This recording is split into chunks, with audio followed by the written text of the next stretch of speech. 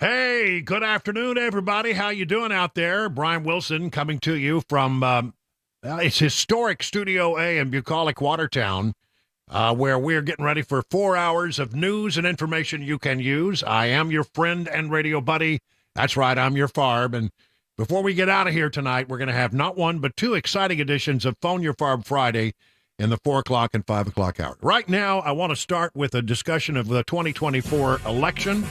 And where things are standing. You know, South Carolina is tomorrow. Yes, those crazy people in South Carolina, they vote on Saturday. No real surprises are expected. It's going to be Donald Trump's day. And Nikki Haley says that she, even in her home state, if she loses, she's going to be in there for a while. How long and what's her end game? Still not clear at all. But I have a few things to share with you that I think are rather interesting. We'll get to some numbers later. There are not many numbers today, but I do have some interesting stories that I have found with regard to this election and things that you might not have heard on your local newscast. So here we go. We'll start with this one from the westernjournal.com. Powerful union breaks a 20-year precedent and donates to the GOP in what is considered to be a major win for Donald Trump and his campaign. That's right, the Teamsters. It's so rare for organized unions to donate to anybody other than Democrats. They rarely do it. The Washington Post reports Wednesday that the International Brotherhood of Teamsters, which primarily represents the rights of truckers and warehouse workers, gave the Republican National Committee $45,000 after former President Donald Trump met with the union in January. Now, they've also given money to Democrat candidates, but it is almost unheard of for organized labor to give a big donation to the GOP. As the Post noted, though many rank-and-file union members favor Trump, who is the GOP frontrunner in this year's presidential race, the union leadership doesn't always share those same sentiments. Listen, this is a good deal. Some believe the Teamster donation to the GOP could hint at an unprecedented Republican endorsement this time around. Here's what John Palmer, one of the union's executive board members, told the Washington Post. We've never done anything like this in my time on the board. I suspect the play that we will have that will give a bit more leverage with the GOP, but it appears like a tacit endorsement of Trump. Certainly something new and different. I mean, rank and file truck drivers, sure, they're going to be Trump people, and I think that the Teamsters realized that there would be a lot of blowback from the rank and file if they did not at least do something to support the Republican Party and Donald Trump, because I think I would venture to take, you stop out here at any truck stop and take an anonymous poll of truckers, that the vast majority of them are going to be supporting Donald Trump in this coming election. Okay, now, what about the other side of the equation? Not going so well right now, actually, for Joe Biden. Former Obama fundraiser tells Democrats to turn the page on Biden, says the law was weaponized against Trump. This is real estate developer Don Peebles. He said Vice President Harris was supposed to be the heir apparent, but failed to impress. A former Obama fundraiser told Fox Business that the Democrat Party should move on from President Biden, while also taking issue with a major New York court ruling against former President Donald Trump. He is real estate developer Don Peebles, who remains good friends with former President Barack Obama, and many Democrats were also led to believe Vice President Harris was to be an understudy of the transitional Biden to prime her to succeed him, but she has failed to impress. I think that's being generous. I think the Democrat Party should turn the page. President Biden was to be a transitional president. I thought that he would be president and Kamala would be waiting in the wings, learning how to become president. He said that instead Harris has disappointed many within the party, including himself, and that it is time the entire ticket step aside if Democrats want a chance to defeat likely Republican nominee Trump. Got some numbers here about Biden job approval. This is a number that you look at very closely, because if people do not approve of the job you're doing as president, of course, it doesn't bode well when you get ready to vote. Biden's job approval, according to Gallup, which in my estimation is the gold standard of polling organizations, has his approval rating at 38, his disapproval rating at 59. That's low. For an incumbent president to be sitting at 38 does not bode well as you run for re-election. And this is in line with other polls. Rasmussen report comes out and said that they have it at 40 disapproval, 58. 40% approval, 58% disapproval. So those numbers are not good in any way. The president, as you know, has been in California. He's been out there trying to raise money. Well, I wonder what would happen if you went out to see the party faithful to raise money, and then in making an appearance and appearing before them and speaking to them, all you did was reinforce their worst fears. And I think that may have been what happened. I've got a whole spate of stories here about Biden's appearances before these fundraisers. Now, fundraisers are different. I used to travel with President Clinton.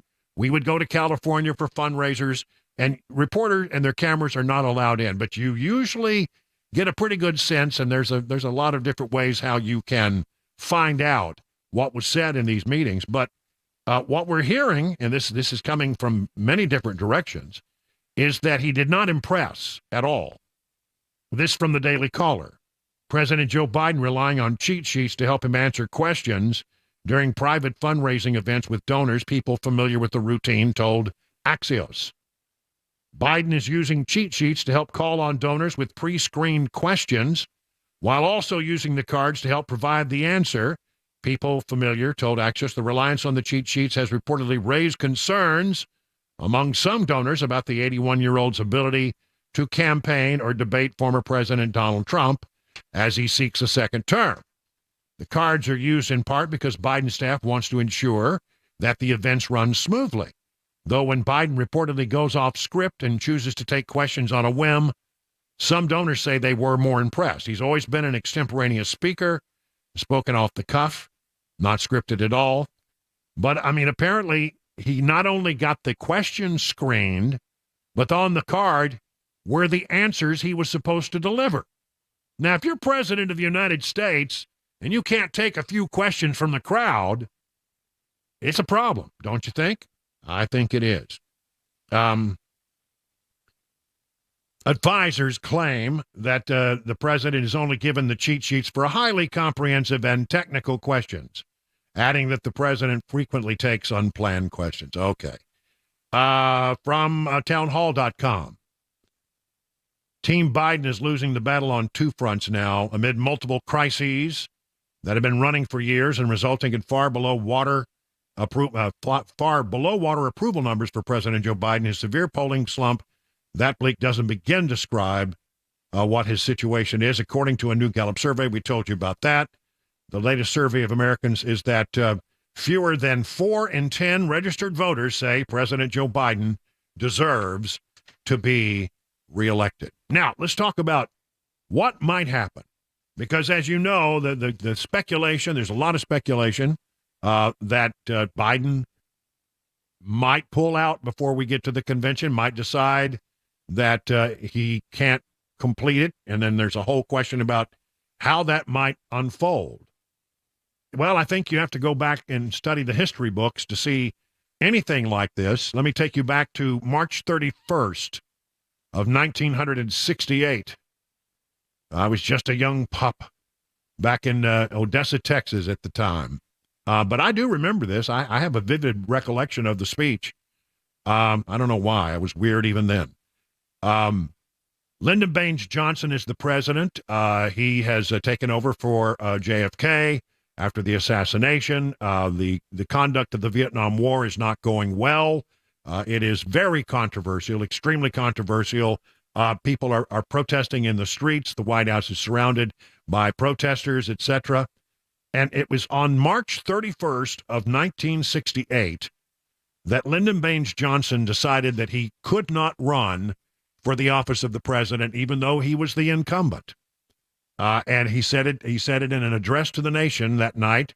It was a very short address, actually, but he got right to the point. With our hopes and the world's hopes for peace and the balance every day, I do not believe that I should devote an hour or a day of my time to any personal partisan causes or to any duties other than the awesome duties of this office, the presidency of your country.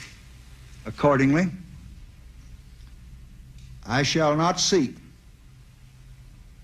and I will not accept the nomination of my party for another term as your president. It was a tumultuous time back in March of 1968. Martin Luther King Jr. was killed less than a week after this statement was made. And without Johnson, the obvious Democrat nominees, his vice president Hubert Humphrey joined the primary fray against Eugene McCarthy, Senator Robert F. Kennedy. And having joined the election cycle late in the game, Humphrey was unable to make it into several primary ballots. But undeterred, his campaign amassed delegates via an unconventional strategy, having allies stand in for him in certain primaries to disrupt the competition and allow state party leaders to send the delegates his way. With no candidates having amassed a majority of the nation's delegates, the Democratic presidential nominee was decided at the 1968 Democrat National Convention in Chicago, where anti-war protesters angrily demonstrated outside. You may remember that if you've seen some of the reels from that time, this was a very ugly convention. Security guards battered correspondent Dan Rather when he attempted to interview a state delegate, leading Walter Cronkite to say, "I think we've got a bunch of thugs here, Dan." Most of the state delegates voted for Humphrey, leading him to win the Democrat Party's nomination.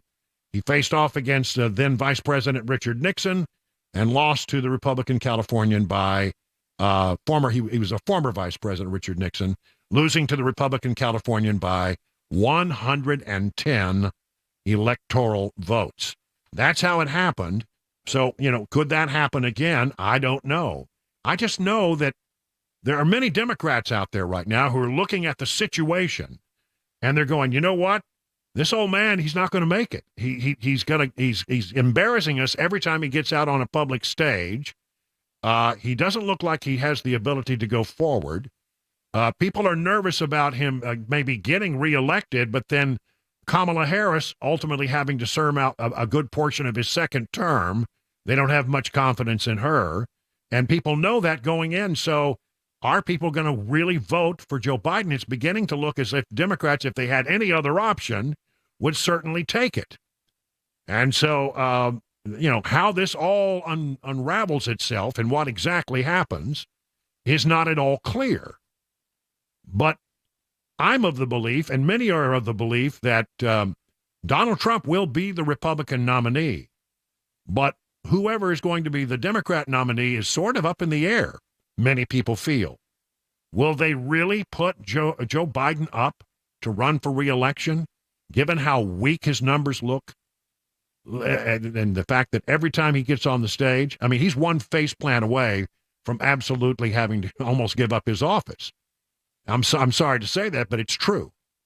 So there you have it, the latest. And maybe the thing we should do is study 1968 and LBJ, Lyndon Baines Johnson. 21 minutes past the hour, 3 o'clock on Super Talk 99.7.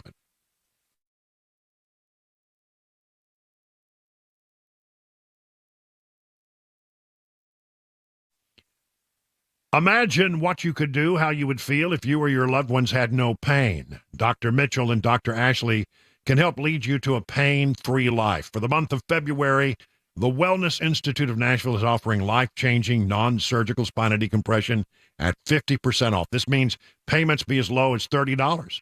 Just call this number, 615-246-5009, to set up your consultation. Now, at that consultation, Dr. Mitchell and Dr. Ashley will review an advanced report of findings with you, look over any previous MRIs you might have. They often find things that other folks have missed.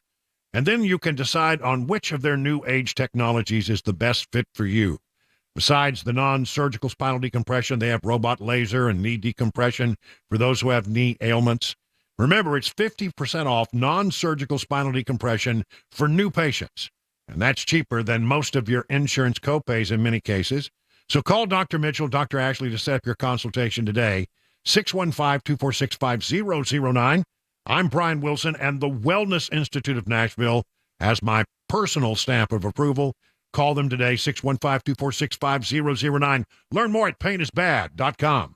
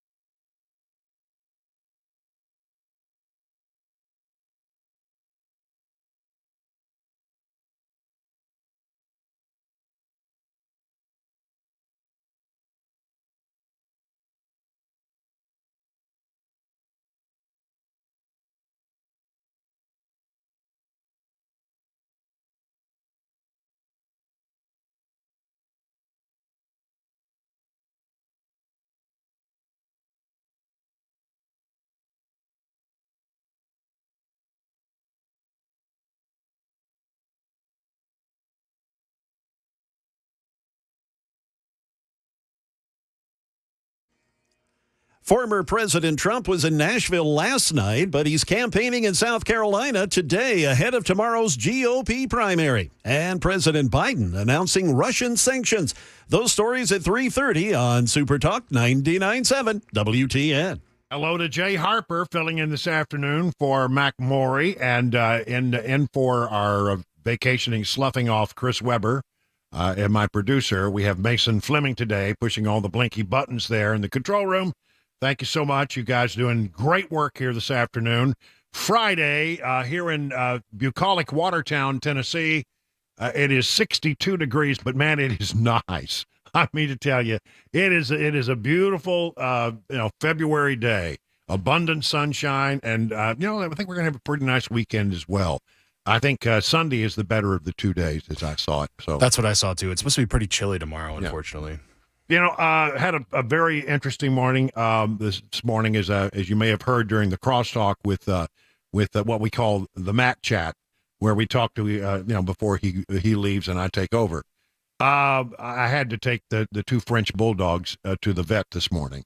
Mama and the little baby Solo are doing very well. In fact, the doctor said, whatever you're doing, keep doing it. Well, what we've been doing is feeding them a lot. That seems to be the most thing. Feeding them up and cleaning them up. That seems to be what we're doing. But that was an exhausting experience in that I told Cabana wife I would do that without her assistance, and I almost immediately felt like that was a bad thing to do. And then I got back home and had the most delightful chat via this my cell phone with I have a blessing in my life that is beyond measure, and that is that I have some very good friends that I grew up with. We all went to church together. We were all part of a church group back in Odessa, Texas, at Crescent Park Baptist Church, and we had a great musical leader and youth leader, and a guy named Don McCall and his lovely wife Tina. And we just solidified as a group back then. I was, probably a junior when I started hanging out with those guys in high school, and all the way through graduation and beyond. These people have become my dearest and longest friends. And as it turns out, because I'm older than dirt, I'm going back to my hometown of Odessa in October for my 50th high school reunion. And what we've been talking about today is getting the old gang together while we're all there. Some of us are going to be there for the reunion. Some of them have not reached their 50th yet. Some have passed their 50th. But, I mean, that whole group that we ran around with, some were a year younger, some were a year older, but we're all going to try to get together. And so while I was talking to him, I said, do you guys know that you can see me and you can hear me on the radio by this marvelous thing we call the internet? They said, no, we had no idea, Brian. So many of them are listening right now. And I tell you what a joyful morning it has been, reminiscing with old friends. And listen, you're not allowed to talk to any of them because they have the stories that I don't want anybody to know. But I've got their stories too, so that's all right. On an unrelated note, can I have their phone numbers to phone your FARB? No, that's right. No. If you get anybody with a 915 area code, they are not allowed to be on Phone Your FARB Friday today. Patch them in immediately. No, that's not allowed. But anyway, a good time talking to those folks today. Looking forward to being there and seeing, this may be, for all practical, I can't think of another reason why I would go back to my hometown. This may be the last time I ever see the what we used to call the Petroplex, the Midland Odessa Petroplex. But I am looking forward to going back in October. Coming up on the show today, we'll go to Trump World here in just a moment. Has there been some interesting stuff that has been shown up about this Fani Willis, who was the prosecutor of Trump, but also apparently was having a pretty interesting relationship with the prosecutor in that case. Some phone records have shown up, and it certainly raises a lot of question. We'll do an in-depth run on some Tennessee news we need to catch up on. And then, as I mentioned, one at 4:35, one at 5:35. Phone Your FARB Fridays. We got a full show. Sit back. We'll get you home safely. Right now, time for the news with Jay Harper, 3:30 on Super Talk 99.7.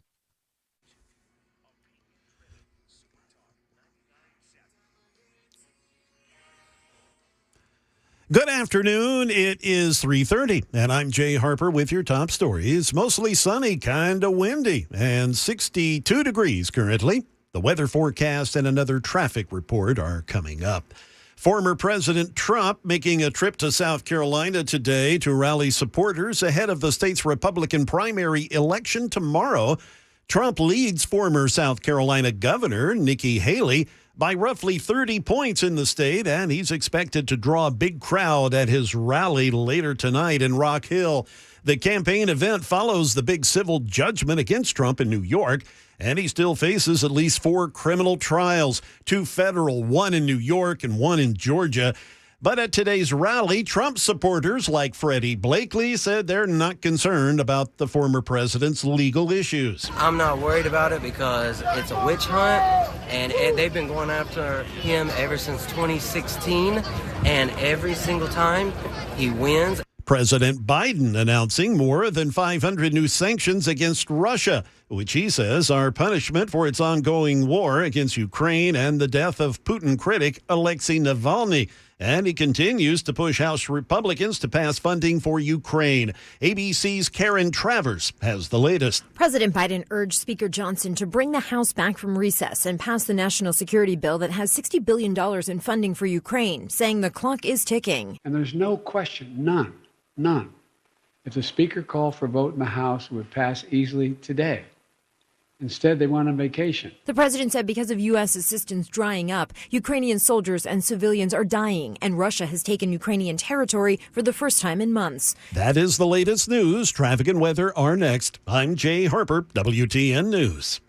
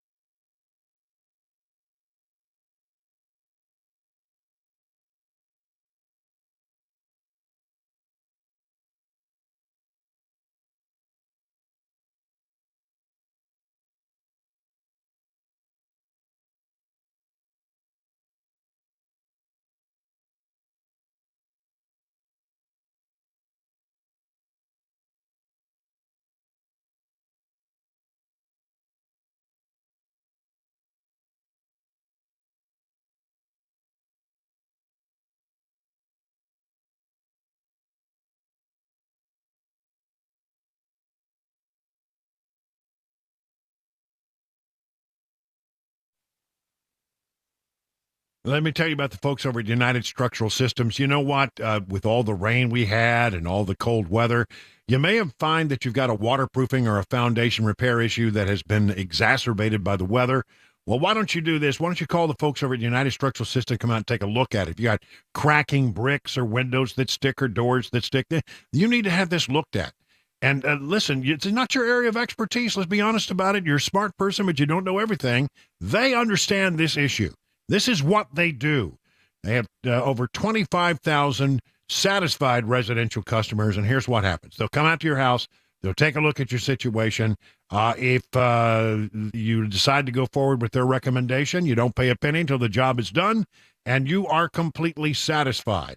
That's right, homeowners trust USS, and they guarantee their best, serving Middle Tennessee, Southern Kentucky, Western Kentucky, Northern Alabama. Learn more online at USSTN.com or call this number, 615-488-7855.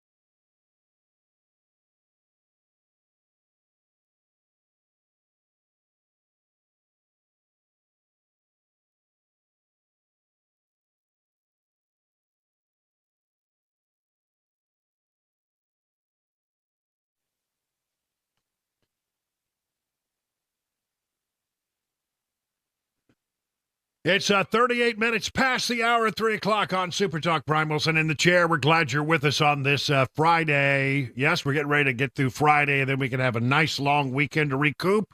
It is the 23rd day of February, or as they still call it on. I noticed today on the what did they call it? The Hallmark Channel. They call it Love-uary. It's not February. It's Love-uary. All right, whatever you say. These days, it's just better to be honest. If you ever have to give a deposition in a court of law, you just need to be honest about it, okay? If you're ever taken into court and you're put under oath and they ask you questions, you just better come clean, because your whereabouts can be virtually traced all the time. Because you know why? Because we all carry a cell phone with us. Listen to this. Special Prosecutor Nathan Wade visited Fulton County District Attorney Fone Willis, or Fanny as many call her, at her condo at least 35 times prior to when they claimed their relationship began, according to an analysis of cell phone data compiled by a private investigator working with former President Trump's legal team. Listen to this. The new document filed today raises questions about the veracity of Willis and Wade's testimony regarding the timeline of their relationship. Trump and his co-defendants are attempting to get their historic election racketeering indictment tossed out by disqualifying the district attorney's office over the duo's romantic ties, claiming it created a conflict of interest.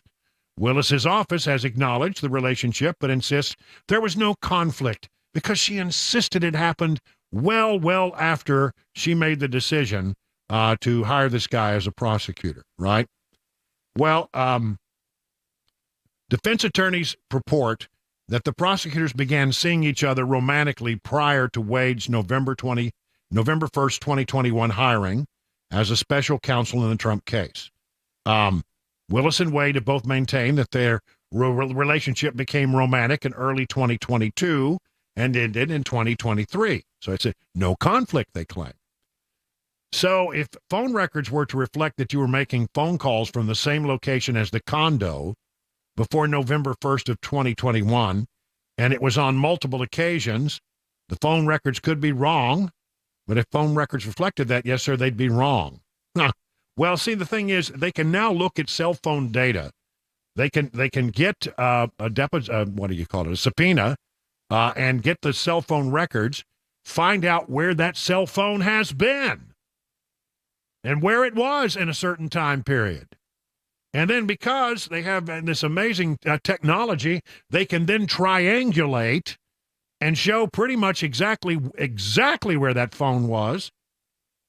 On Friday, Trump's team filed with the court the reports from its investigator, who said he used a tool called CellHawk to analyze Wade's cell phone data for the first 11 months of 2021.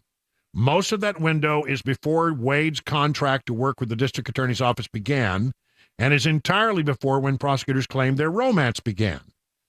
This conservative analysis using the above reference modality revealed a minimum of 35 occasions when Mr. Wade's phone connected for an extended period to either one of the towers in closest proximity to the Dogwood address based on associated data use, voice calls, or text messages. The data reveals he is stationary, he is not in transit.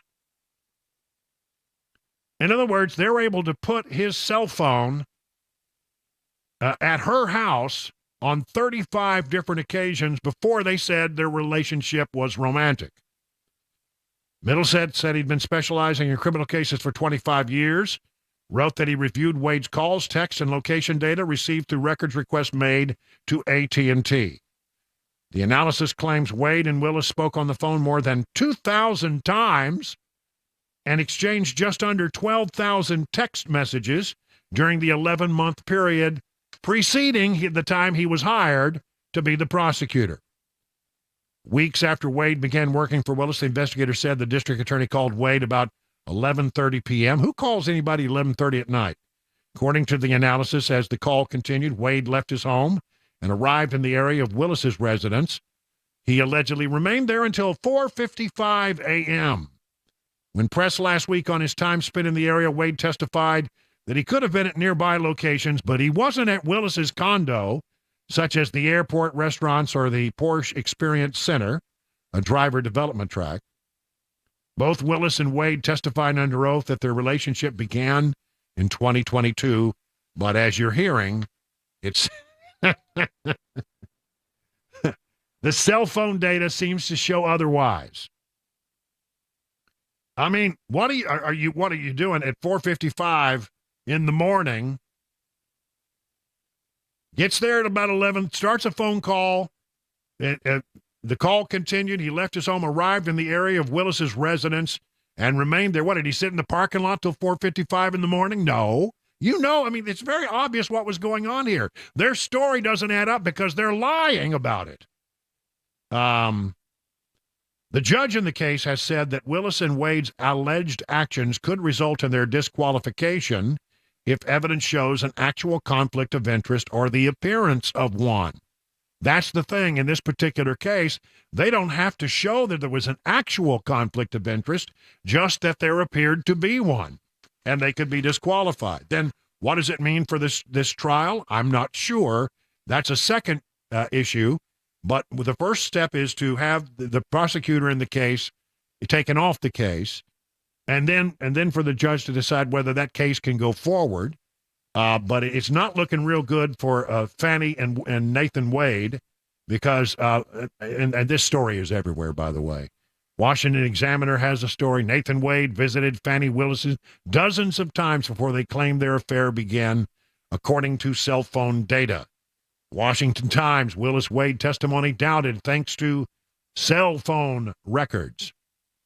It's not good. This is, I mean, just if you're not having a romantic relationship, then tell me why Willis and Wade would have exchanged over 2,000 voice calls and 12,000 text messages during the first 11 months of 2021. Many of the calls, of course, in the evening hour. The witness stand, the pair testified they spoke with increasing frequency in 2021, but didn't start their romance into 2022. All right. I've laid it out for you. We know his cell phone went there at least some 35 times. We know that there were 2,000 voice calls and just under 12,000 text messages in an 11-month period prior to the trial. But prior to him being chosen as the prosecutor in the trial. But they claim their romance didn't start until 2022. Who among you believes that they did not have a relationship until 2022? I don't see many hands being raised. Now, Wade has testified that he visited the residence no more than 10 times before his hiring and claimed the pair never spent the night. Well, maybe, maybe he just decided to sit out in the parking lot until 4:55 in the morning. If it couldn't be any of those other businesses that he says are in the area, maybe I was visiting one of these other businesses, because those businesses would not be open at 4:55 in the morning, would they? Listen, here, the lesson that you need to take away from all this is that ultimately today, you don't have a lot of privacy as long as you decide to carry that cell phone, because they can now track that. So, you think law enforcement people do this all the time. If they have a suspect in a case, one of the first things they do is get the cell phone data. They run it through this analysis. They find out where that person has been during the time of the alleged crime. It solves a lot of cases. So you got to know that that's going to happen. Why would you get on the stand and not tell the truth, the whole truth, and nothing but the truth? Because it doesn't seem like they did. I mean, I'm just saying it appears that way. I mean, reasonable people could come to that conclusion. In other news regarding President Trump, former President Trump demands that the judge toss the classified document cases. Former President Trump demanded, according to thehill.com, that classified document charges be dismissed in 7 separate motions filed late Thursday that assert presidential immunity and other defenses. I mean, this comes on the heels of the same investigation being done of Joe Biden, and Robert Hur decided, well, we can't really bring charges against him because he's a sitting president, and we couldn't try him until he got out of office, and who knows when that's going to be, and even if we did try him, he's going to present himself to the jury as being sort of a well-meaning old doddering man with a bad memory. So Donald Trump says, hey, if he did the same thing that I did, you said, these documents ended up at Mar-a-Lago, his documents ended up next to the Corvette in the garage, and he gets off the hook, then why am I being charged? It's a pretty good question. He faces 32 counts, the former president does, of willfully retaining national defense information, each of which corresponds to a document that was found at Mar-a-Lago. But he says it must be tossed because he has presidential immunity. And by the way, that question is now before the Supreme Court. The Supreme Court of the United States trying to decide if he had presidential immunity, and that covers him with these documents that ended up at Mar-a-Lago. If it does, then it's all over. No case. Waiting on the Supreme Court to bring that decision out any day. The former president, say what you will, he's got his hands full with a bunch of legal cases. But if you look closely enough, this whole decision about what happened in New York is an affront to justice. That case, in which it is alleged that he overinflated the values of his property while seeking a loan, should never have been brought. That is basically, he laid out what his assets were as collateral, and the bank had the opportunity to look at it and say, yes, we agree, no, we don't. Tell me how it is that somebody gets fined $355 million when nobody lost a penny. I mean, the banks made the loans were paid back with interest, and then the bank said, by the way, Mr. Trump, we'd like to do more business with you. So nobody was defrauded here. Why is it there is a $355 million fine simply because the judge doesn't believe some of the properties that Donald Trump owns are worth as much as he says they are? Well, it's a subjective number. It is, and it always has been. And that kind of stuff happens in America every day. In every major city in this country, somebody is asking for a loan based on collateral, and this process takes place. The bank has the opportunity to say, yes, we think this is a good loan, or no, it's not. And they didn't blink an eye.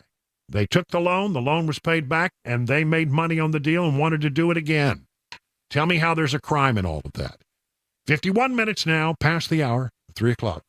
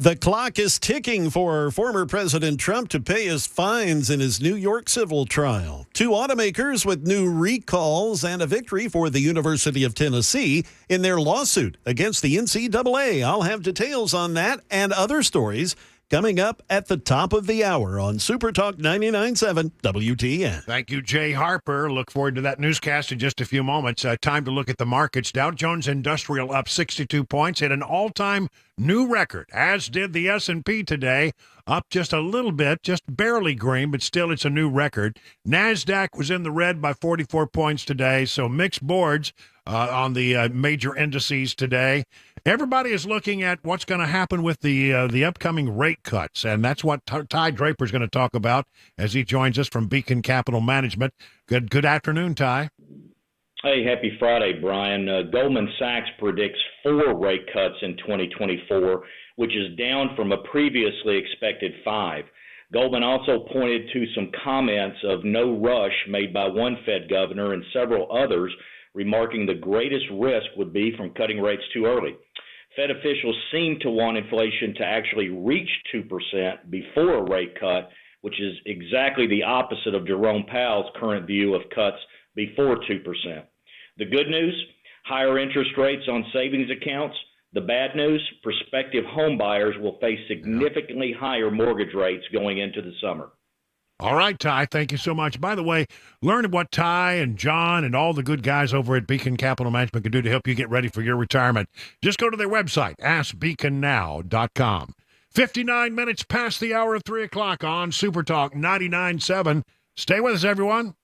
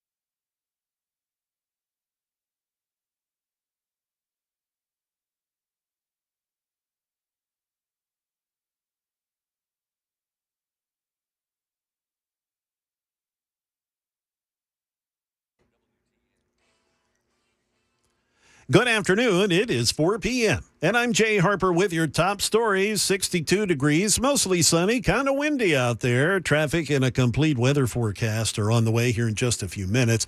The clock is now ticking for former President Donald Trump to pay those penalties in his New York civil fraud case, and the interest is accruing. ABC's Dave Packer has more. In New York County Supreme Court Friday afternoon, the clerk signing and entering the judgment order to start enforcement of penalties in former President Trump's civil fraud case. He now has 30 days to post bond or deposit cash in an escrow account to cover his nearly $355 million fine, plus interest to the tune of $87,500 per day. Only after the fine is covered can Trump appeal the case. If Trump is unable to pay the bond, New York Attorney General Letitia James telling ABC News her office is prepared to ask the court to seize Trump's assets. The judgment also bars Trump from leading New York companies for 3 years, and his sons Eric and Donald Jr., they're barred for 2 years. A consumer alert, 2 major automakers recalling over 1.5 million vehicles because of problems with the airbags. The recall affects more than 750,000 Honda vehicles and nearly 1 million Toyotas after the companies reported a problem in a weight sensor circuit that could impact airbag deployment in a crash. The 2 automakers telling the National Highway Traffic Safety Administration that the affected systems may illuminate dashboard warnings. The affected vehicles from the 2020 through 2022 model years and listed on the car makers' websites. That is Dave Packer reporting. Back here in Tennessee, a federal judge today barred the NCAA from enforcing its rules prohibiting name, image, and likeness compensation from being used to recruit athletes, granting a request for a preliminary injunction from the states of Tennessee and Virginia in dealing another blow to the association's ability to govern college sports. The ruling by U.S. District Judge Clifton Corker in the Eastern District of Tennessee undercuts what has been a fundamental principle of the NCAA's model of amateurism for decades. Third parties cannot pay recruits to attend a particular school. The plaintiff's arguments in asking for the injunction suggest that since the NCAA lifted its ban on athletes being permitted to cash in on their fame back in 2021, recruits are already factoring in the name, image, and likeness opportunities when they choose a school. And finally, the Shelbyville Police Department asking residents to find alternate routes after a building collapsed earlier this afternoon. According to a post on the department's Facebook page, East Depot Street at South Britton Street near Templeton Insurance Company is closed until further notice. All motorists and pedestrians are to seek an alternate route and avoid the area if possible. That is the latest news. Traffic and weather, they're next. I'm Jay Harper, WTN News.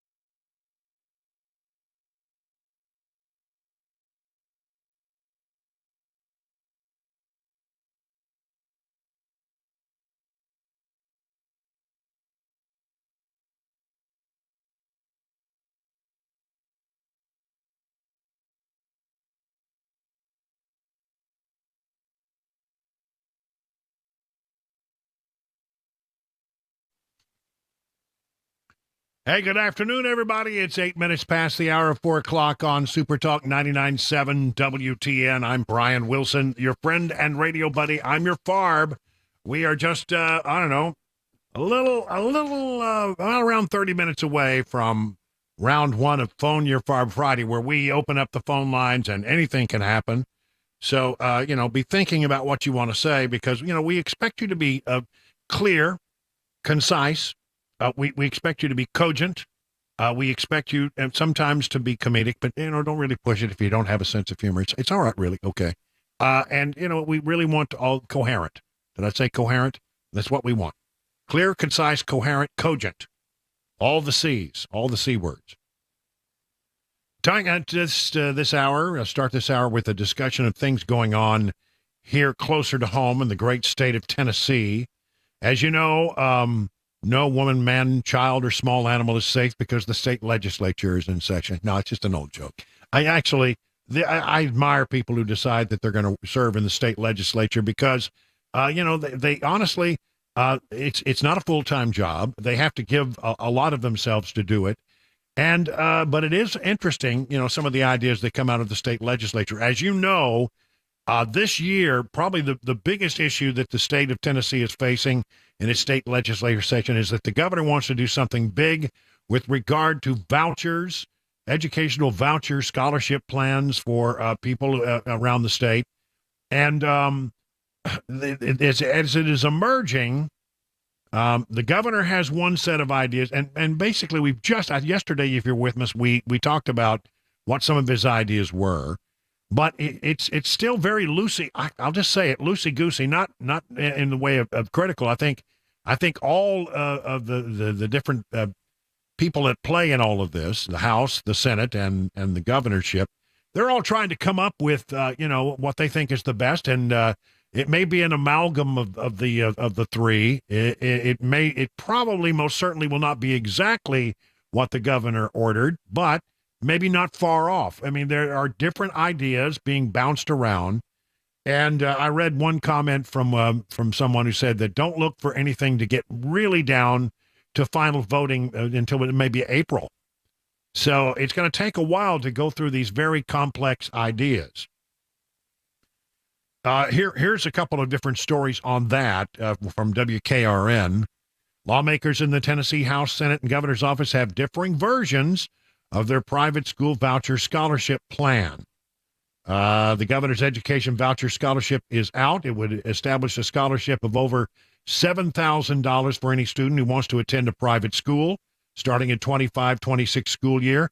That would follow a rollout for 20,000 students in the 24 to 25 school year. The funding for his bill would come outside of Tennessee's what they call TISA model, which funds public schools.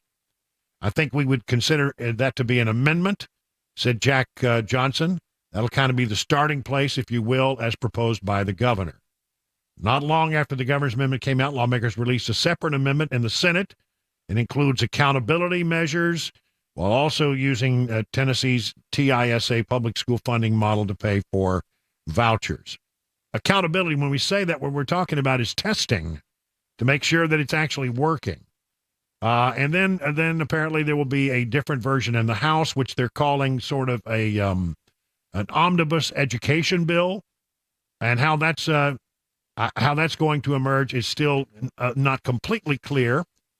But it will be something that looks into a whole lot of different ideas and tries to look at public education as well as these vouchers to see what can be done. I think, listen, what I like about this is there's a great deal of attention being paid on the education situation. Let the process work.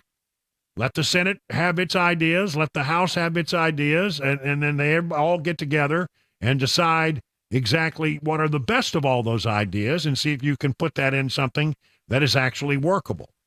You know what? A lot of people hate the political process, but sometimes you come up with some good stuff. And so I'm interested to see how that all works. It's going to be, like I say, not anything that they're going to be voting on soon. It seems like it's probably going to be mid-April or so before we get to the point where they have something that everybody can sit down and cast a ballot on. Now, I'll just be honest with you. Democrats don't like any of it. the Democrats, but there aren't many of them, and they don't matter. I don't mean to be rude. Yes, of course you matter, but you don't have enough votes to have any sway, so that's what it is to have a supermajority of Republicans in the state house and a Republican governor. Usually the Republican ideas are going to advance, and the Democrat ideas largely go nowhere.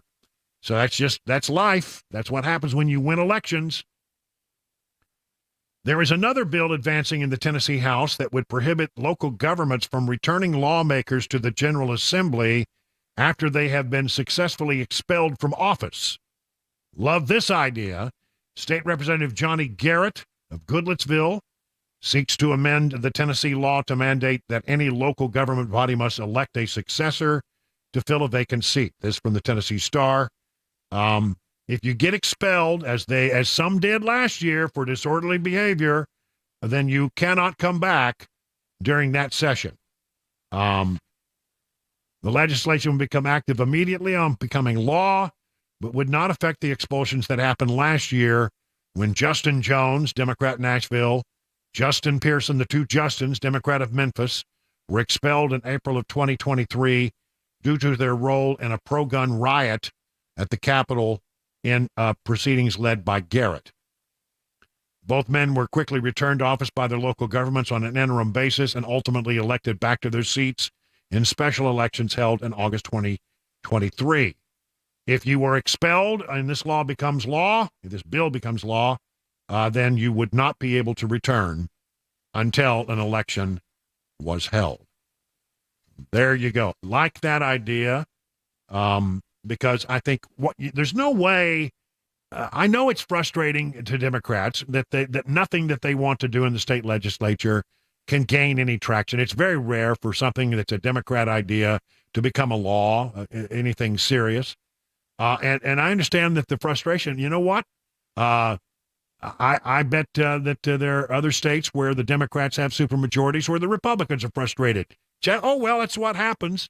Win elections, that's how you get to be in the majority. And if you don't like it, it represents when Republicans dominate the political scene in the state of Tennessee, and they send Republicans to represent them in the House and the Senate, and then we elect a Republican governor, it is a reflection of the values of the people in this state. That's the way it is. Oh, well, sorry.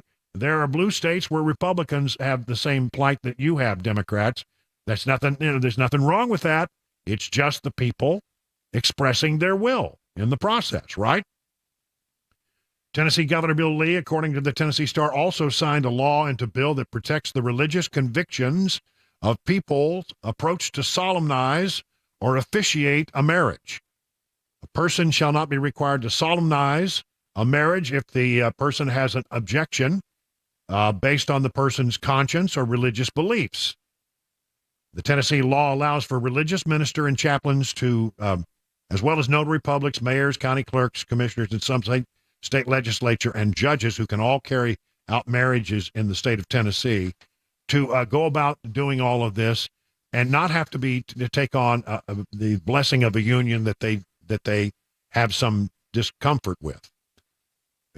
Some people say it may be unconstitutional, but it's been signed into law in the state of Tennessee. And Tennessee is not the only state that allows government officials to refuse to solemnize a marriage based on religious convictions. North Carolina, Mississippi both have laws with similar language on the books. So allowing folks to have a religious conscience doesn't say you can't get somebody. It's just that you can't make somebody officiate over your marriage if they have some disagreement. We told you last week about a teenager who was out on bond after he was a suspect in 2 separate murders. Carried out, according to police, another attack on an individual. It didn't end up in that person's death, but they were injured, and it was by a gunshot.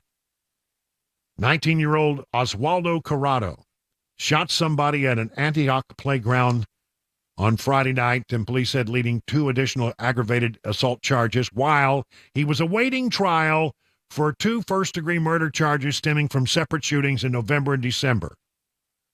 According to WSMV, and I think it's a fair question, how exactly did Corrado get out on bond after being accused in the deaths of 2 people.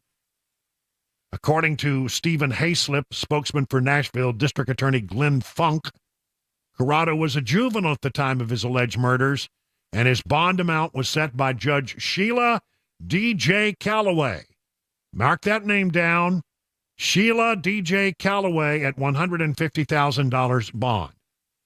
So that meant that, if I understand it correctly, I think I'm right in saying this, that when you have a bond, you got to come up with 10%, and then the bond company has to take a chance on you that you're not going to flight. So you come up with 10%, they post the bond for $150,000. So he got out basically by his family's able to scrape up $15,000. Callaway and other judges have the discretion to set a bond amount in juvenile cases, and the district attorney's office, they want you to know, does not have the jurisdiction to revoke bonds that seem too low or inappropriate, but they sure could pound the table and make noise about it, make that judge uncomfortable. Bond is generally set by magistrates overseen by the General Sessions presiding judge. However, this bond was different since it was set by a juvenile court judge. But, you commit, according to police, 2 murders. You're charged with 2 murders. And then you go out and you're on bond and you get involved in another aggravated assault involving guns. By the way, you weren't supposed to have any guns. Supposed to be wearing an ankle monitor. I just don't know how you can put dangerous people back out on the street. How can you in good conscience be a part of the judicial system that says you can kill 2 people, allegedly, and you could still go right back out on the street? Seems like, there ought to be something. And then there was this. Oh, my gosh. Did you see the pictures of this? 2 men indicted on federal charges after authorities found 4 pounds of fentanyl. That's a lot of fentanyl. 35 pounds of cocaine and $350,000 in cash inside a high-rise apartment in downtown Nashville. According to U.S. Attorney's Office, 40-year-old Anthony Gloss, 37-year-old Brandon Osteen, also known as Snake, was charged with conspiring to possess with intent to distribute fentanyl and cocaine. Multiple search warrants were executed at the 1200 Broadway high-rise apartment building, and officers found the fentanyl, the 35 pounds of cocaine, and an astonishing $350,000 in cash. You should see this with the wads of cash that they had in that apartment. According to court documents, again, this is from WKRN, multiple undercover drug sales were conducted at a parking lot on McGavick Street between 12th Avenue South and 13th Avenue South. Agents reportedly discovered a telescope within the apartment that was used to look down on the parking garage. Gloss lived in a residence in Clarksville while Osteen was taken into custody at a Nashville home. During an interview, Osteen admitted he was using the apartment to store narcotics, and the drugs inside belonged to him. In other words, he didn't live there. He just kept his drugs there.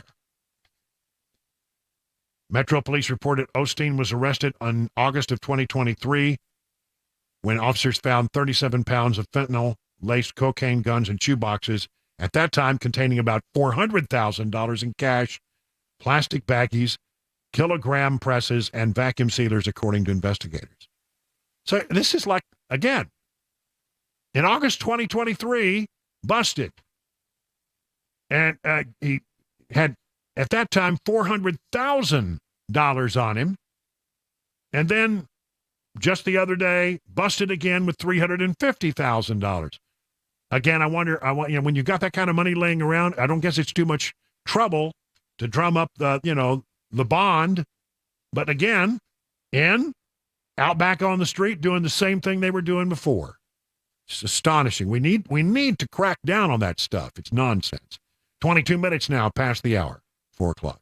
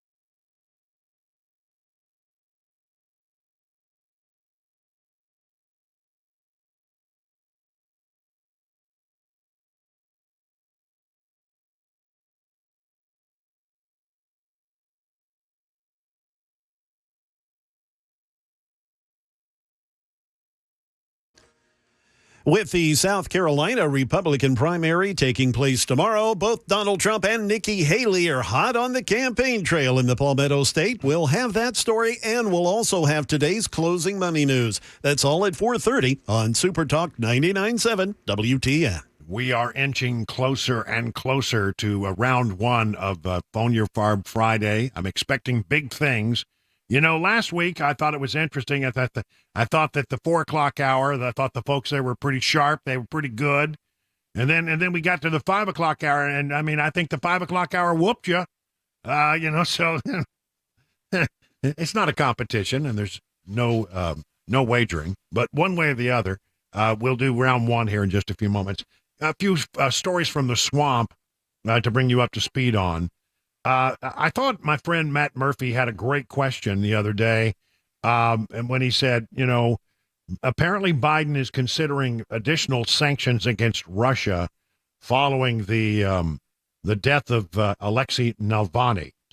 And this was a guy who was in jail. He was a sort of an opponent of Putin, and he was almost poisoned once, somehow was able to recover from that, and then mysteriously he's in jail. He makes an appearance. He's on camera. He looks fine. And a few hours later, he collapses.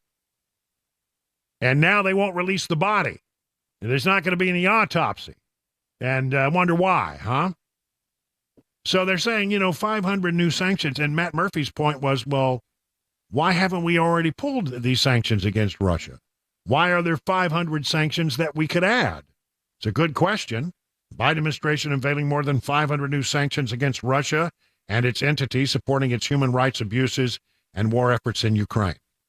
It's the largest unveiled since Russia's full-scale invasion of Ukraine 2 years ago and seeks to hold Moscow to account for the war and the death of opposition leader Alexei Navalny.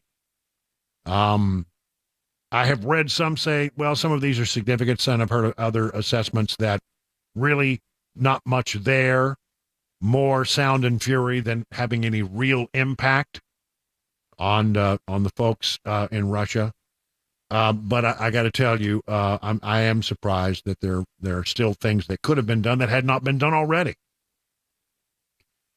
The DOJ, the Department of Justice, has decided to skip a deadline that was put forth by Congress, asking them to provide transcripts of Joe Biden's testimony before the Robert Hur, the special prosecutor investigating why he had classified documents in the garage next to the Corvette.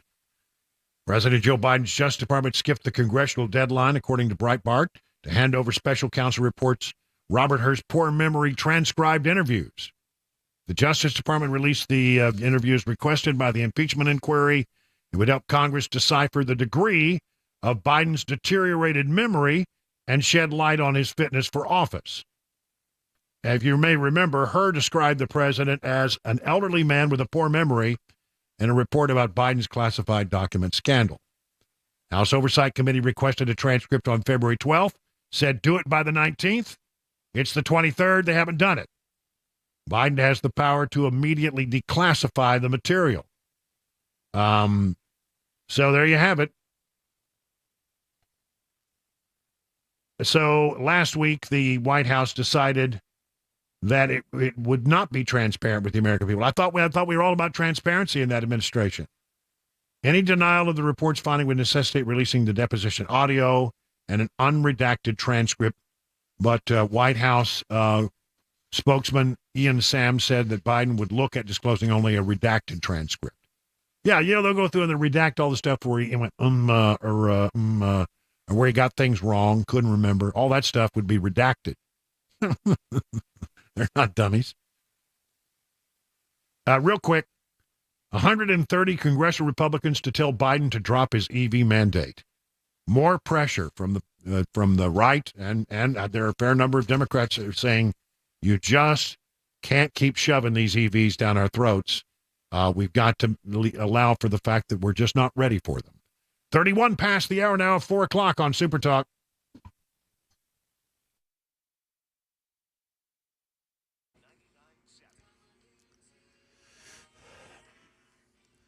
Good afternoon. Coming up on 432, it's rather windy out. Mostly sunny, though, 62 degrees. I'm Jay Harper with your top stories. We'll have the complete forecast and your traffic report in just a couple of minutes. A bit of breaking news, a high-altitude balloon of unknown origin being tracked by the U.S. government. That's according to a report. The balloon currently flying over the western regions of the U.S. That's what U.S. officials told CBS News a little bit ago. Military aircraft, though, they've determined that it's not a threat. That's according to CBS. But the purpose of the balloon is just not clear. And, of course, you recall we had this some time ago. So, in any event, this is a developing story. All right, there's just one more day until the South Carolina Republican primary. And both former President Trump and former UN Ambassador Nikki Haley are holding rallies to try to drum up more support. Early voting for the Republican primary ended Thursday in South Carolina. Already about 217,000 votes have been cast. Former President Trump, he's holding a rally in Rock Hill, South Carolina. That's in the northern portion of the state. Tomorrow you will cast one of the most important votes of your entire life. And honestly, we're not very worried about tomorrow. We want to aim toward a time called November 5th. Here is the money news, the latest money news to close out the day from Daria Albinger. From ABC News, Wall Street now, after wavering for much of the session, stocks closed mixed. The Dow rose 63 points. The S&P up almost 2, both closing at record highs, while the Nasdaq fell 45 points. The markets closed the book on its 6th winning week out of the last 7. A pullback by travel-related companies kept gains elsewhere in the market in check. Booking.com fell 10.5%. The online travel service had announced better than anticipated fourth quarter earnings, but also issued a lukewarm forecast, which made investors nervous. One of its main competitors, Expedia Group, fell almost 2%. This week's big AT&T cell phone service outage makes one thing pretty clear. We're hanging up on our landlines. The National Center for Health Statistics says almost 3/4 of Americans now live in homes that are wireless only. It was the case in almost all age groups, except those 65 and older. That is the latest news. Traffic and weather are next. I'm Jay Harper, WTN News.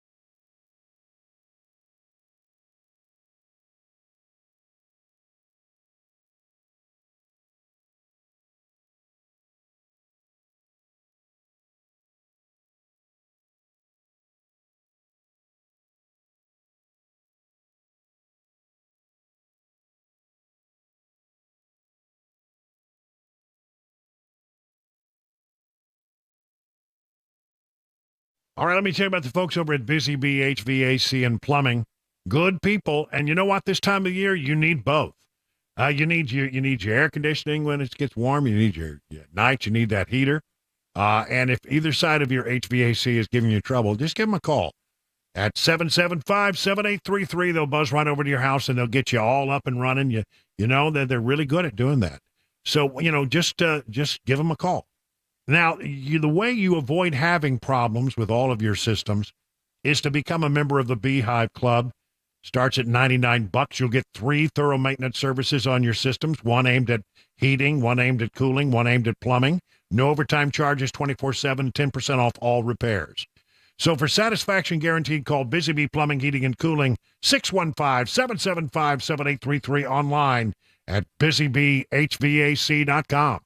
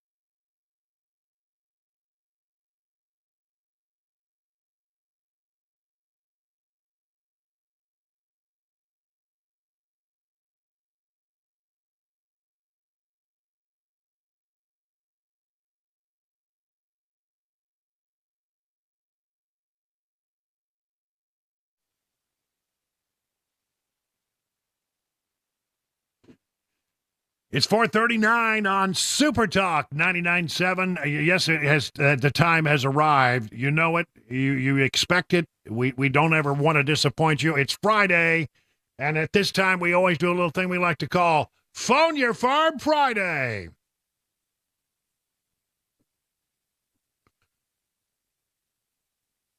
That's right. I am your friend and radio buddy. I'm your FARB, and we want to know what's on your mind, and this is what we call Phone Your FARB.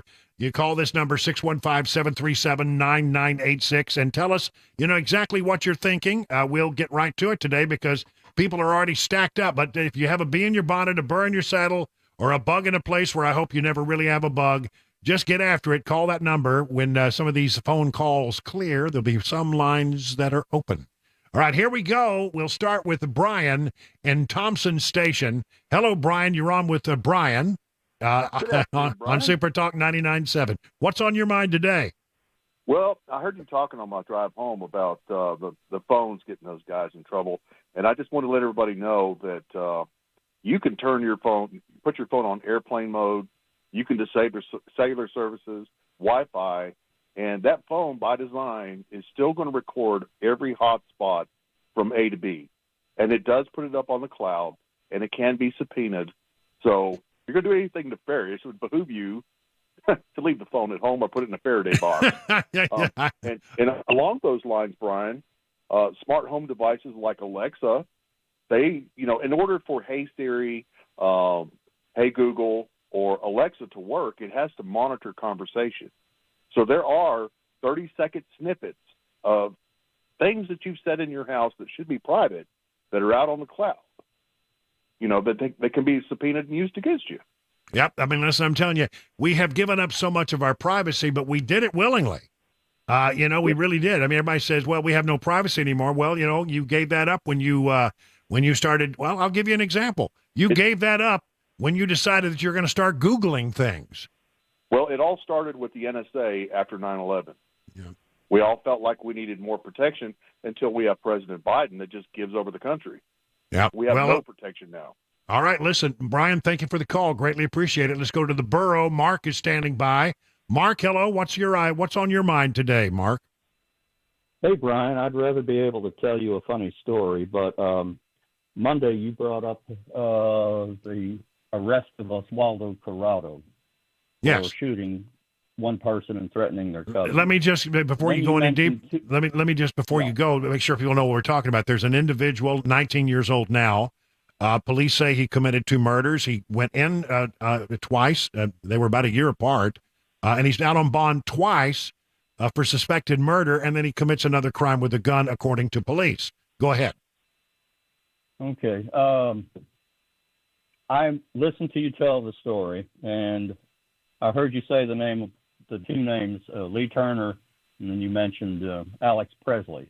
And that was like a slap in the face. I know that name. Where do I know that name? It turns out it was a young man about the age of my sons who I worked with for a few years, more than 8 years ago. He was, we were friends professionally, and I befriended him because he was like my sons. I encouraged him. He went into the military, and then he came to a private company that I worked with, and we kept up with each other. And after we parted ways, as things happen, I lost track of him, and I did not hear his name again until you mentioned it Monday. I remember him as a decent young man, didn't have the best of upbringings as far as I knew, but he was working hard to make something of himself. And he had a fiancée and a wonderful little boy. I've seen pictures of them together. Clearly adored each other. The man was decent. He had his head screwed on straight, and he had what I thought was a decent inner moral compass. He was on his way to be somewhere, and some person, 2 people, both out. One may still be in prison. The other one, I'm not going to mention his name. Well, listen. Let me stop you there. But I think it's interesting that what you have said here is that it reminds us that when we talk about murders, okay, you murder, okay, no, those are people who had lives, who had every right to go about their existence without having it interrupted by somebody. And look, I don't know all the details of this case, but I do know that there's a problem in our system when we have a situation and you have somebody who is in jail, charged with murder, gets out, a year later, charged again with another murder. How is that person then back out on the street again? This is, really honestly, we have to ask better of our judges. When you have people who have a track record like that, I don't know how you let them out on bond. And if you tell me that the law requires it, then it's damn well time to change the law. I'll tell you that for sure. Mark, thank you for the call, and thank you for the reminder that these aren't statistics, these are people. All right, let's see. How about Randall in, I'm sorry, what is that? Clarksville. Clarksville, yes, sir. I'm having trouble with my glasses. I'm sorry, folks. Clarksville. What's up, Randall? What's on your mind today? Hey, Brian. I haven't heard this on the radio or on TV much, but we lost an absolutely wonderful person and entertainer this week. Just a couple of days ago, a lady named Ronnie Stoneman passed away. She was on Hee Haw for 18 years. She was the ironing board lady, Ida Lee, on Hee Haw, and I was blessed to share the stage with her on numerous occasions. I was visiting her house. She was an absolute gem, and she will be greatly missed. He was a banjo player, right? Yes. And a pretty good one, as I understand it. Yeah, she was, they called her the first lady of the banjo. She was the first person to play first female to play the 3-finger scrug style as opposed to clawhammer. Yeah. And, that's a real gift and a real talent. I purchased a banjo because I love the banjo, and I really quickly learned that it's a lot more difficult than it looks. So, yeah, listen, that day there was a lot of news. I remember it coming down. I thought, well, I'll try to slip this in. Unfortunately, we run out of time sometimes, but yes, a lot of people have mentioned what a tremendous entertainer she was and what a great banjo player she was. Thanks for reminding us. Appreciate the call. Pat in Gainsboro, you're up next on the drive. What's up with you, Pat? What's on your mind? Hey, Brian. This past week, Vanderbilt came out with a study on children's the cause of death among children with gun violence, and they're using the same propaganda that CDC puts out. What they're not telling you in the studies is that they define children from 1 year or from birth all the way through 19 years of age. So the 19, 18, 17, 16-year-old gangbangers in New York, Chicago, Atlanta, they're shooting one another, are included in these child, quote-unquote, gun violence deaths. So I have not we as seen. gunners, we have to push back on that narrative because it's disingenuous. Yeah, I have not seen the Vanderbilt study, but I can tell you this. I know that in many of these studies, especially studies that are done by the government, and often the CDC is an example of that, what you often have is you have a situation where they also include suicides. Now, look, I mean, suicide by gun is a sad thing, but it's self-inflicted, and if you were to say, okay, we'll take away all the guns, you'd still have suicides. I mean, it wouldn't stop. I mean, it's sad that that's true in our society today, but it is true. So, I always take gun numbers with a grain of salt, and I wonder, what is the motivation behind this report? And who's pushing it? And what's the narrative? And let's talk about, but without any kind of real understanding. But, you make a good point. When you're 18 or 19, you commit a crime with a gun or somebody's killed with a gun. It's a bit different than when you're younger. It's still tragic, but nonetheless, in many cases, I think we don't have the whole story. Statistics, what do they say about statistics? There's truth, there's lies, and then there's damned lies, and then there's statistics. Because you can manipulate them any way you want to go. Jeff, out on the road. You're up next. Hello, Jeff. You're on with Brian on the drive. What's on your mind, Jeff? Hello. Yay, you're up. Yep. Hey, I'm just curious about the boycott. I hadn't heard anything else about it, about drivers who are refusing loads into New York City because of the civil suit against Trump. Have you heard any more about that? Haven't heard much more about that, and honestly, it's a good question. But one of the things that I've noted, though, is I don't mean to diminish what they're trying to do, because I support the fact that they want to make this statement. But a lot of times when they start out, they talking 700,000 trucks are going to descend, and it doesn't turn out that way. It turns out to be a lot smaller. That doesn't mean it's not worth reporting. It just means it's not what they anticipated it would be. So I haven't heard much about it. We have a responsibility, I suppose, to go and try to find out what the truth is. But I haven't seen a story about it, not one. And believe me, and people who know how I prep for this show understand. I spend hours every day going through everything that's out there, and it would seem that I haven't seen anything. So maybe I don't know. Maybe I need to take some time to do that. I'll try to find something and bring it as soon as I do get it. That's all the time we have for this round. But guess what? If you didn't get on this time, well, that was a pretty good round. Now the 4 o'clock people have sort of set the standard. So let's see what happens at 5 o'clock. Will they be better? Will they be worse? The challenge has been laid down. We'll do it again at 5:35. Right now, it's 51 minutes past the hour of 4 o'clock.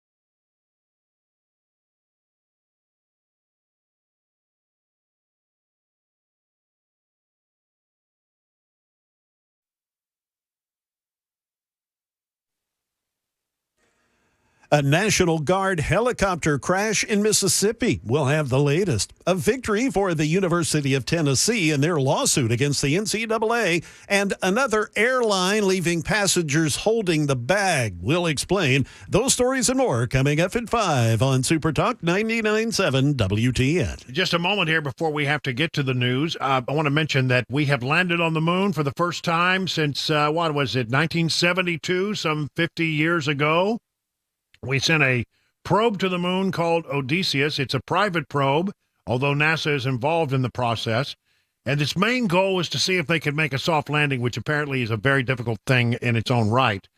They say that they believe it made a soft landing, but there have been some technical difficulties that may prohibit it from carrying out the rest of its mission. But, I mean, again, the major thing was, well, can we get it there? Can we get it to land safely? And by all estimates, it apparently did land safely as far as we can tell. We'll try to get you some more information on that as time allows. 58 minutes now past the hour of 4 o'clock on Super Talk. Folks, the chairman of the Federal Reserve has said we're on an unsustainable fiscal path. We're not going to pay off that $34 trillion debt anytime soon.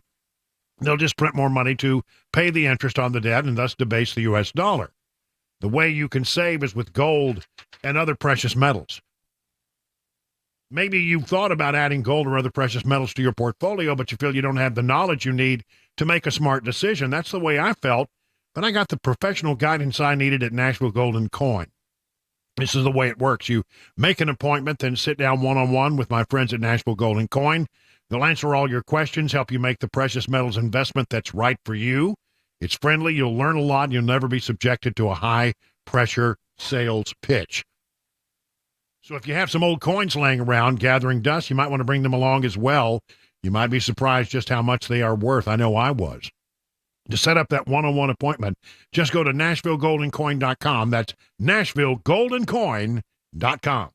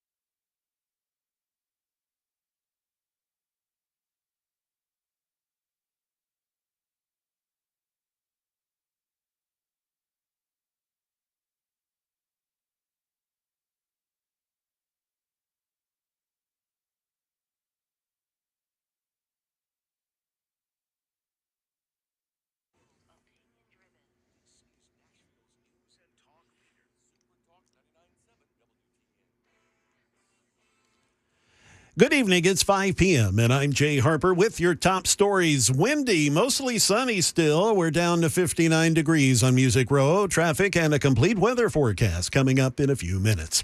A Mississippi National Guard Apache helicopter has crashed in that state's Prentiss County. ABC's Andy Field has the latest. The AH-64 Apache helicopter was on a routine training flight when the Mississippi National Guard says it crashed this afternoon in Prentiss County. Safety crews are on the scene. The helicopter typically seats 2 people, but it's unclear how many guardsmen were on board. That is a developing story. We'll let you know once we hear more information.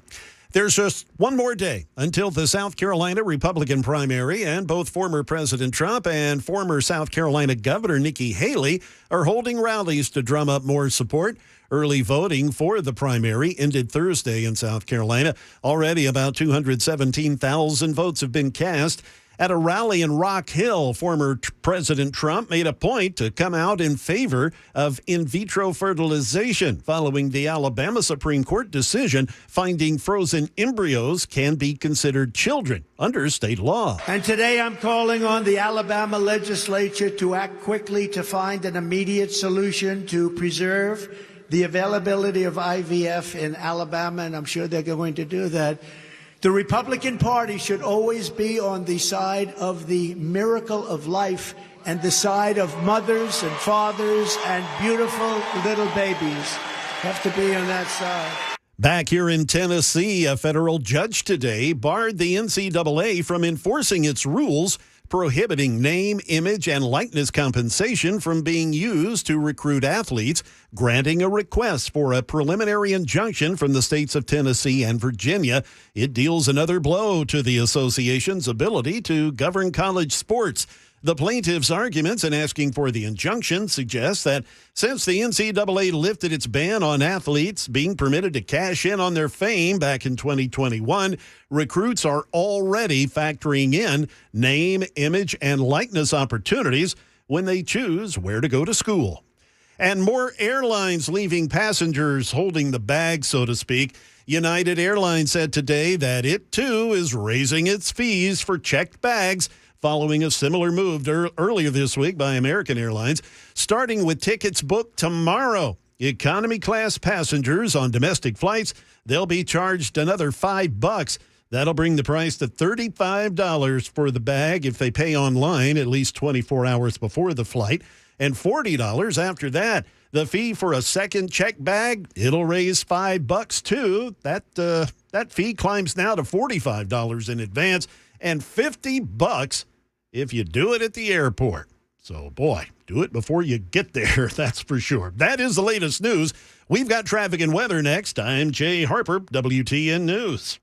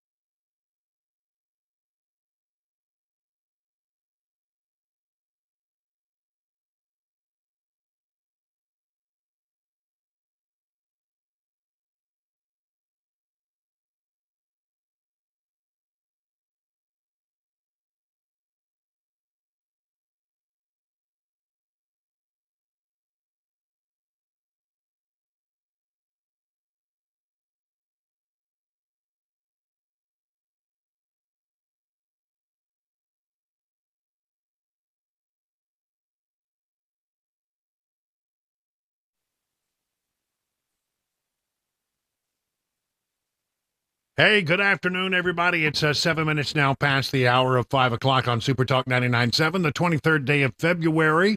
Glad that you're with us here on the drive home on this Friday. It was a pretty decent day, I have to say. Still a very, I mean, when you consider that we're talking February, very pleasant 60 degrees here in Bucolic, Watertown, where we're bringing you the drive from Studio A, historic Studio A, not to be confused with not really all that important Studio B. We have two studios here. One of them is what you see here. If you're watching on Super Talk TV, you're seeing Studio A. This is where the magic happens every day from 3 to 7 on Super Talk 99.7, right here in Bucolic, Watertown. Studio B is just a scrambled mess, and there are a lot of guitars over there. It's probably got me beat on any studio I might want to conceptualize at home. Well, you haven't seen Studio B, so technically I don't even have a studio, so you got me beat on there. I got you beat on a little bit on that. Yes, a little bit. True. Yeah, all right. Let's start out, if we could, with a look at the 2024 election thing and see where we are today. We got stuff happening, actually, and some numbers that are in. Let's start with approval rating. When you are the incumbent president, the question is, as asked by the polling companies, do you approve the job that's being done by the president of the United States? Gallup organization's been asking that particular question for ages, and it's not looking real good right now. The newest number that came out from the Gallup polling institution, and by the way, that's the gold standard in polling, is that only 38% of Americans are satisfied with the job that Joe Biden is doing. So essentially, it seems like all the Democrats are willing to say, even if they don't believe it, that he's doing a fine job. Yes, he's doing a fine job. But nobody else believes it. 59% of those disapprove of the job the president's doing. Rasmussen Reports has a similar number. They report the disapproval rating is at 58%, the approval rating at 40%. As an incumbent president, if that's what people think about the job you're doing, it does not bode well for an election. I got to tell you, it really is not a good thing. Here's something on that from townhall.com. Amid multiple crises that have been running for years and resulting in far below water approval numbers for President Joe Biden, his severe polling slump, that bleak, doesn't begin. The word bleak doesn't begin to describe the situation. According to a new Gallup survey, it turns out a majority of Americans think Biden does not deserve to be reelected in November. The latest survey on Americans' perception of the president found that fewer than 4 in 10 U.S. registered voters say President Joe Biden deserves to be reelected, meaning 6 in 10 Americans now believe Biden's failed policies are enough to disqualify him from keeping his job.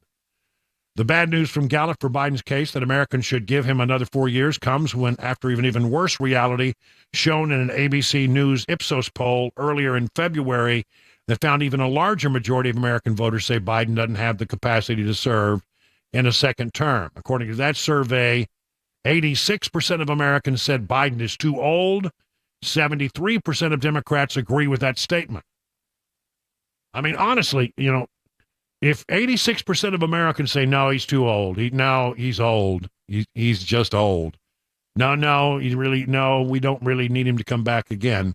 And when you have 73, 3/4 really, essentially, percent of Democrats saying the same thing, it really is a very sour reality that the White House must face, but they seem to be just almost blissfully unaware of all of these facts. It's like, I don't know what's going on. It's like, somebody in the White House must be pumping sunshine to the president. Telling him, oh, things are just going great. Look, Democrats love you, and you're the only guy who can be. I mean, they keep telling him this stuff, and I guess he believes it. If the president of the United States would just take an hour on the Google machine and just look, all he really got to do is go to one website. And he'll find very quickly, just go to realclearpolitics.com and take a look at the latest polls, and you will see the hurdle that you are facing. And he seems to be blissfully unaware or not at all concerned, keeps going forward. I don't know. Here's a former Obama fundraiser telling Democrats, this is an Obama fundraiser telling Democrats to turn the page on Biden. He's a former Obama fundraiser, told Fox Business that the Democratic Party should move on from President Biden while also taking issue with a major new court ruling against the former president with regard to his real estate ventures. Remember that one? Don Peebles is the guy's name. He is himself a real estate developer. He remains good friends with former President Barack Obama, and many Democrats were also led to believe Vice President Harris was to be.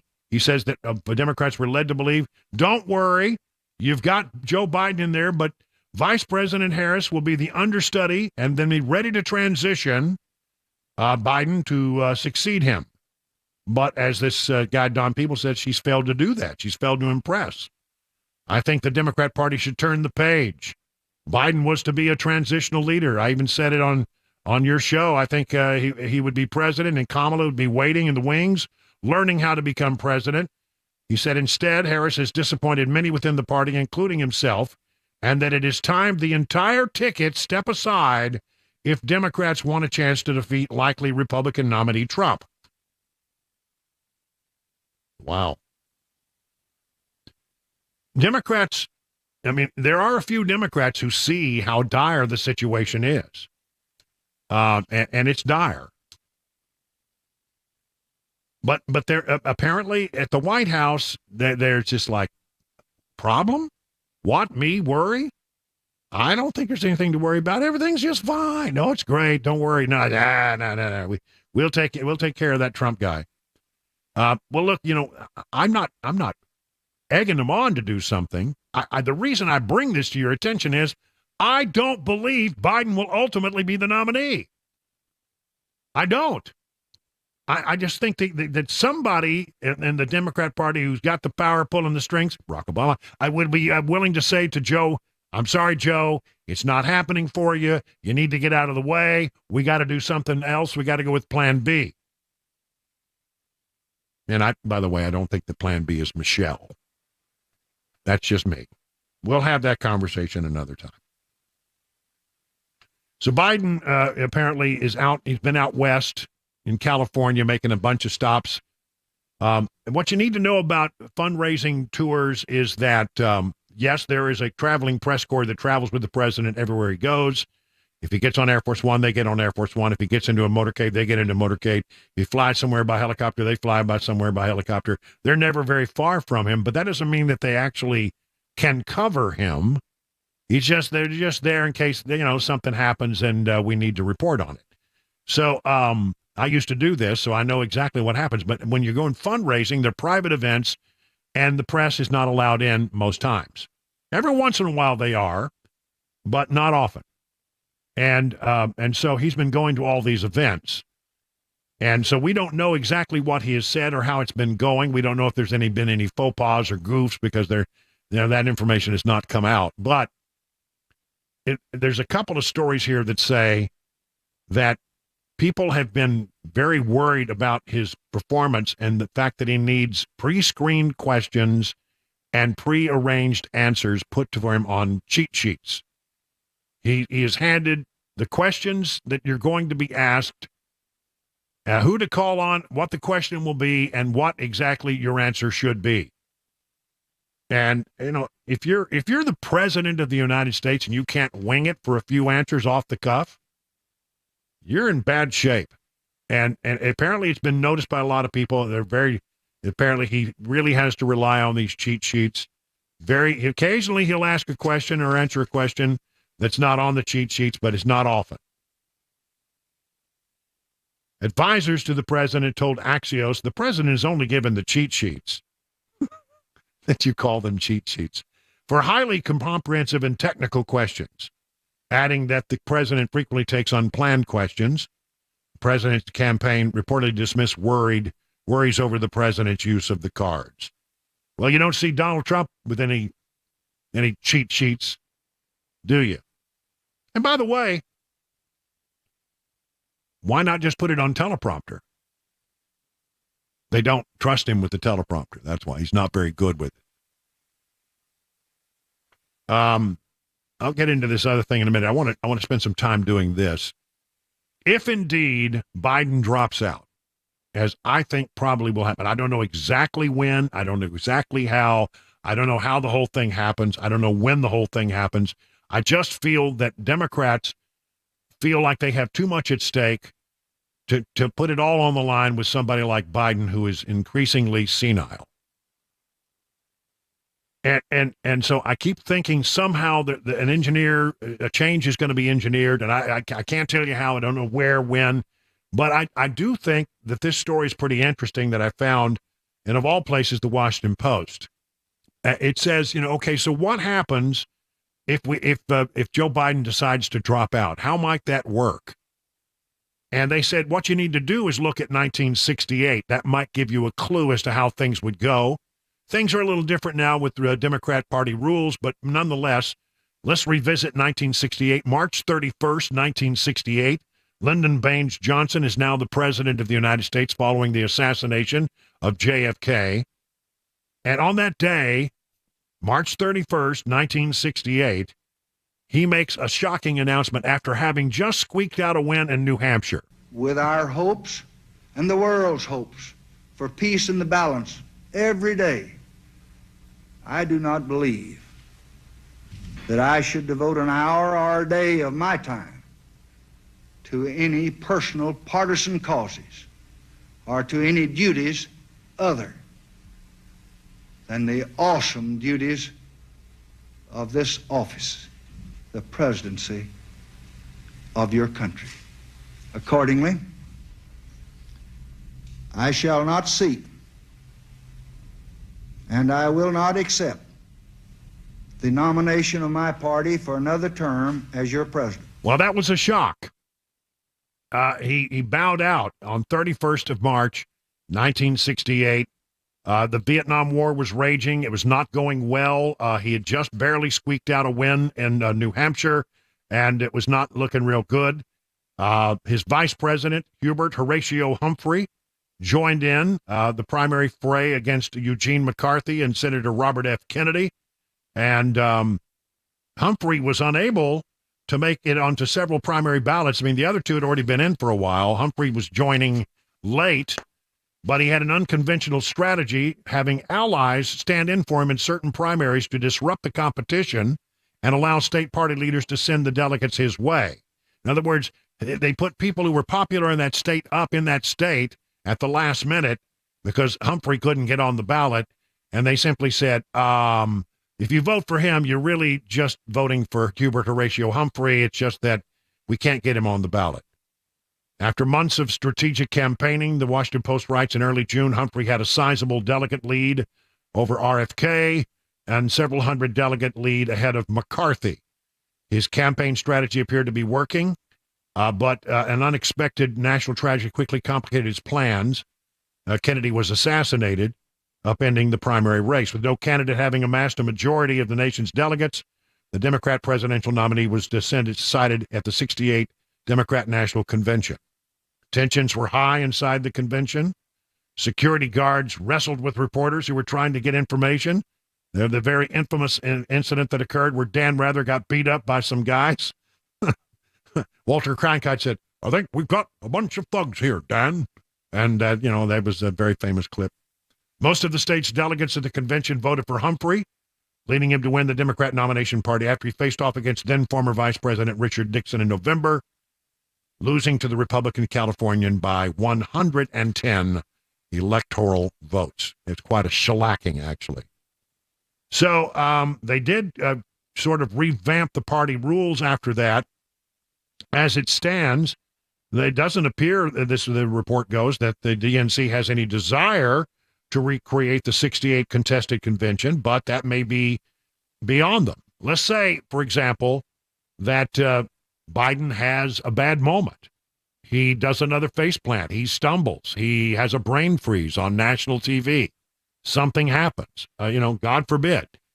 Something happens. You don't want to wish something bad, but look at the guy.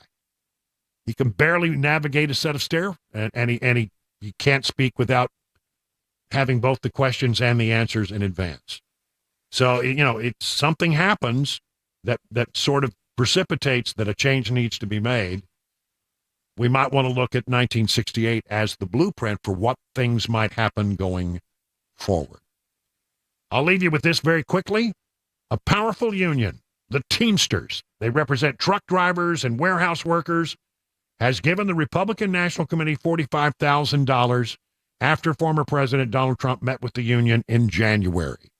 Almost unheard of for organized labor in any form to support a Republican candidate, but they have, and they gave $45,000 to the RNC.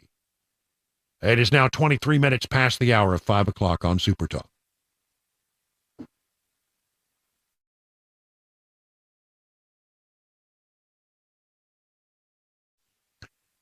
You know, there are a lot of diagnoses out there and a pill for everything, but not all diagnoses are accurate and not all pills are good for you. When you get a diagnosis for European auto repair, you might want to think about getting a second opinion before you make a major decision. Eurofix is the home for second opinions. Before you spend hundreds or even thousands of dollars on European vehicle repair for a diagnosis you get someplace else, why don't you go buy Eurofix? It could not only save your vehicle's life, could save you a lot of money. You know, at Eurofix, you get a free 15-minute no-wrench inspection with an estimate at every visit. No high-pressure sales tactics. At Eurofix, you get a 3-year nationwide warranty and a free loaner car with every repair appointment. And at Eurofix, you never pay dealer prices. Locations, Franklin, 100 Oaks, Murfreesboro, Belmead, and now their newest location in Mount Juliet, right across from the Dairy Queen. Call 844-EUROFIX or visit myEurofix.com and tell them your friend and radio buddy Brian Wilson sent you.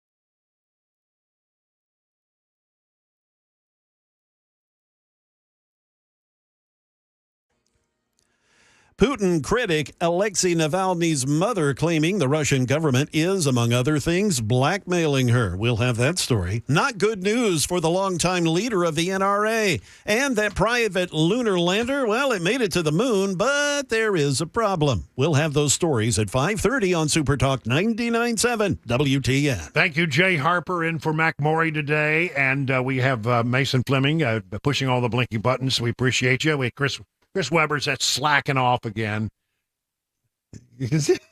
Reclining somewhere. We don't know. No, I don't know what he's doing. But it's a nice day for him to be out doing it. It's beautiful outside. I'll tell you what, I'm pleased to have you, Mason, in here. But I love me some Chris Weber. He's a good guy. I don't blame you. you. He does a great He's job on this. He's the best I've ever worked with. I'll tell you. So if he wants a day off, by gosh, give the man a day off. It's fine. So don't worry about me. I'll be fine. Okay, so you remember when I was a kid, they used to have a thing, and it was called a Scholastic Book Fair. And this company, they would bring out these tables, and maybe they'd do it in the dining room, the big place where everybody went in the cafeteria. And they put out all these books, and you went by and looked at the books, and then you could order books, and then you paid your money, and it was a few dollars to get these paperback books. Sometimes, I remember, usually what I would do is buy a book about jokes. It'd be like, 101 funny jokes. And you'd pay like $2.95. And then you would pay your money. And then sometime later, the books would arrive and they'd pass them out and everybody was, looking at their books. Well, they still do that, apparently. But not the kind of books that you and I read when we were children. That's probably true. This story from the company, something called thebleedingfool.com. Scholastic Book Fair is promoting transgender comics to school children. You probably have fond memories as a child of the annual Scholastic Book Fair, something fun and new and different from the usual daily routine at school, an event where you could find some new and exciting books to devour. Sadly, that's no longer the era we live in now, that radical leftists have apparently hijacked Scholastic. A new book that instructs kids on how to transition to the opposite gender, recently released, called Welcome to St. Hell, My Trans Teen Misadventure. Available to school-age children since they came back from summer break last year. It contains explicit adult material, promotes puberty blockers and cross-sex hormones, and generally pushes transitioning as a positive decision for children. Oh, Lord. Can you just get me a book that tells me 100 funny jokes? Because I don't need this for my kid or your kid or anybody's kid. I don't know. Welcome to our woke world. It is 30 minutes past the hour of 5 o'clock on Super Talk 99.7 WTN.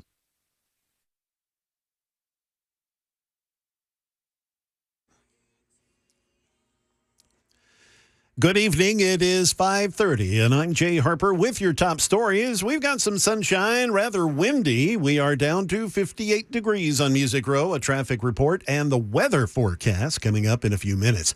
Alexei Navalny's mother asking local police to open a criminal case against the investigators who say that she says are withholding her son's body, accusing them of abuse of a corpse.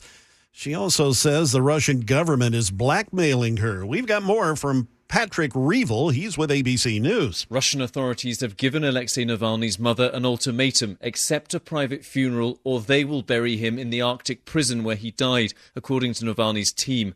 They allegedly gave her 3 hours to decide. She has refused. The Kremlin is clearly afraid a public funeral could become a protest and show how popular Navalny was. A New York jury, they deliver a blow to the National Rifle Association and its longtime former leader in a civil trial. Michelle Franzen from ABC reports. After a 6-week trial in Manhattan Supreme Court, a jury found the National Rifle Association liable for financial mismanagement and found former head Wayne LaPierre was corrupt in his handling of the gun rights group. The jury determined LaPierre's violation of his duties cost the NRA $5.4 million. New York's Attorney General Letitia James argued LaPierre and his co-defendants misused NRA funds on jets, private cars, and other lavish expenses. LaPierre served 30 years as the NRA's chief. He stepped down ahead of the trial. Odie, the private U.S. lunar lander, has successfully touched down on the moon, But company officials say there is a slight complication. Here's ABC's Alex Stone. After working through a bunch of challenges like a navigation system that went out while approaching the moon, Steve Altemus, CEO of Intuitive Machines, which built Odysseus, or ODI for short, says it is stable. We do have communications with the lander. But while they initially thought it landed upright, they have now determined ODI's foot got caught in the lunar surface while landing, and it's actually on its side, but the science on board is still working. That is the latest news. Traffic and weather are next. I'm Jay Harper, WTN News.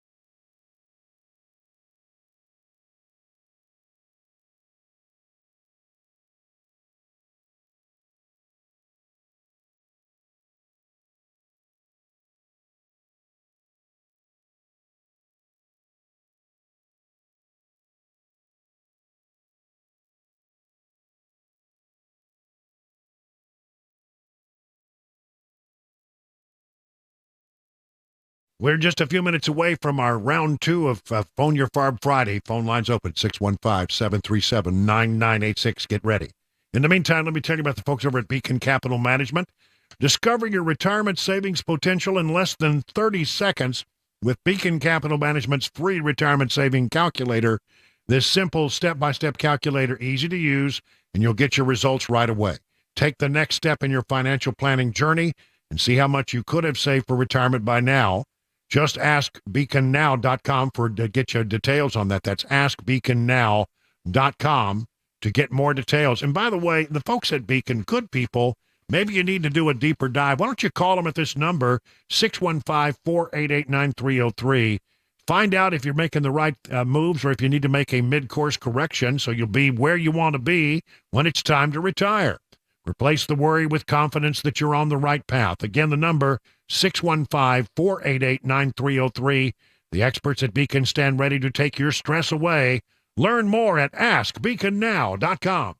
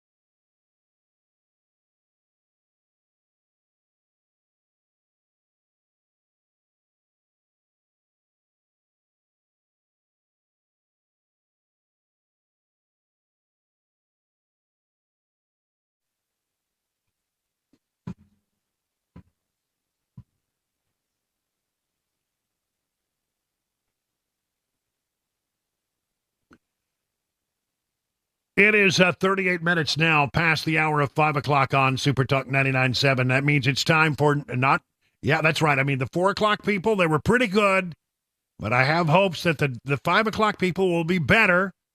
Time for that thing we do every Friday called Phone Your FARB Friday.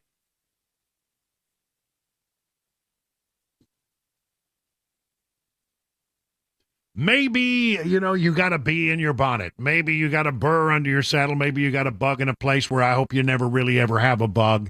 This is your opportunity to stand up on our 100,000-watt soapbox and express yourself. Get it off your chest within boundaries because it is a family show. 615-737-9986. Let's see if the 5 o'clock people have got it going on tonight. That's what I want to know. We'll start. Boy, we got a full board already. Y'all are anxious to talk today. Let's go to Lindsay in Pleasant Shade. Lindsay, good afternoon. You're on with Brian on the Drive. What's on your mind? Well, I would like to talk to you about tranquilizer guns or darts. Mandis has been talking all week about there's got to be something beyond a taser after those 2 cops were both shot. The one man killed, the lady wounded. Right. And they had tased the guy, but he was a 300-pound man. And I want to know what's wrong with my theory of non-lethal guns. I mean, you could put a elephant down in just a second. They would put somebody to sleep. Yeah, I don't. That's a good theory. I don't know. I know that there is a movement in law enforcement among people who aren't really rank and file officers to try to find ways to de-escalate things. They don't want to escalate things. It's called community policing, and I don't know. There's some parts of it that aren't bad, but the parts of it is they don't want to use force of any kind if they can avoid it. And I think honestly there comes a time and a place where if you're a law enforcement officer, you've got to look out for your life and the life of your partner, and you've got to make sure that you are protected. Whatever they need. A lot of people don't like the tasers, but if there's something in between. I've never thought of tranquilizer guns. I don't know. I guess with the tranquilizer gun, here's the thing: if you're going after an elephant, you know what the dose needs to be. When you're going after a human being, and human beings come in many different sizes, you don't want to over tranquilize somebody. That could cause a problem. So I don't know. Something to think about. There's got to be other ways, though. Seems like to me there's got to be other ways to get people under control when they have lost their minds. Lindsay, thanks for the call. Betty in Hendersonville, you're up next. Hey, Betty, what's up? You're on with the Drive with Brian. What's on your mind? Well, good evening, Brian, and happy Friday. Hey. I just want to remind everyone, early voting in Middle Tennessee will end tomorrow.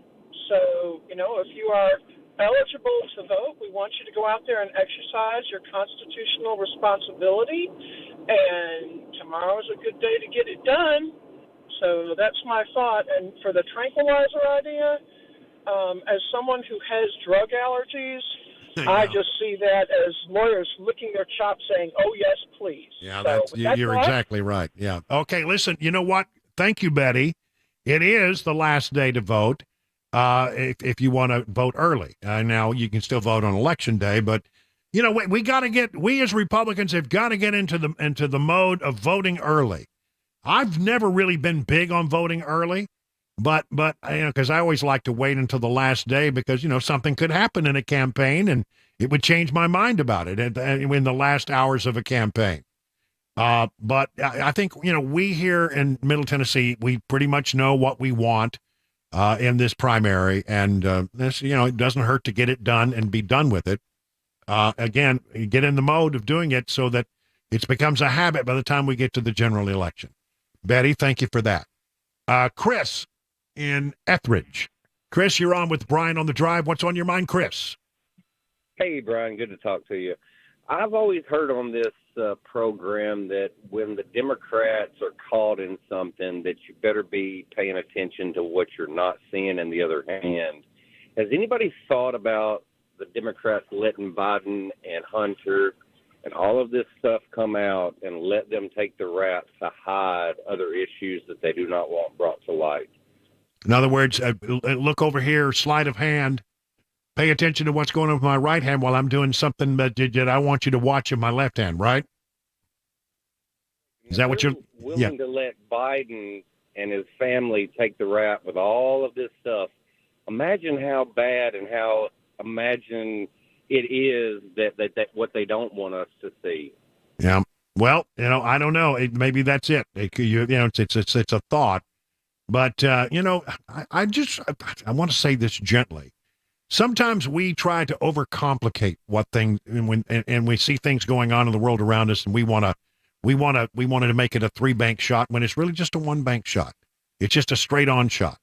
I don't want to overcomplicate it. I believe in that old saying that the easiest explanation is generally the right one. I just think the Bidens are corrupt. I do. And I think that this investigation by the House Oversight Committee will eventually get to the bottom of it. A lot of people are trying to poo-poo that investigation now, but I think they're onto something, and I think they're doing it right by looking at evidence, real evidence, and building a very, very complicated but strategic case. Thank you for the call. How about Deborah in Woodbury? Deborah, you're on with Brian on the Drive. What do you say, Deborah? Good afternoon. I wanted to speak about this bill they're talking about with charging parents if their kids have to arrest or whatever it is. All right, let me just explain to people in case you don't know. There's a bill out there that if your kid, you the parent, and your kid gets into trouble once, okay, if you get into trouble twice, then the judge might have the option of fining you $1,000 for being a lousy parent and not keeping track of your kid. And some people think that's a great idea, and some people think it's a bad idea. Where are you on it? Hello? Towards the bad idea. Why do you think it's a bad idea? Well, let me preference this with, I have 6 children. Yeah. More of which I didn't have than I did. First of all, parents are already paying something.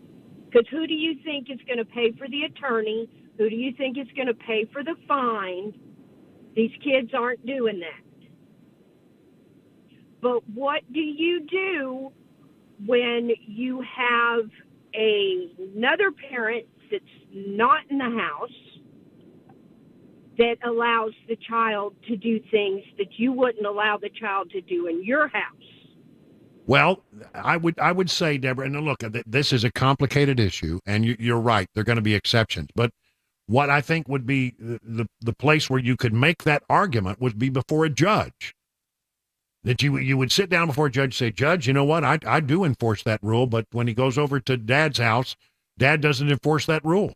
And under my tutelage, I know where my kid is, but I can't watch them when they're under the watchful eye of the other parent, maybe in a divorce or a separation or something like that. Yeah, I get it, but a judge is going to hear that, right?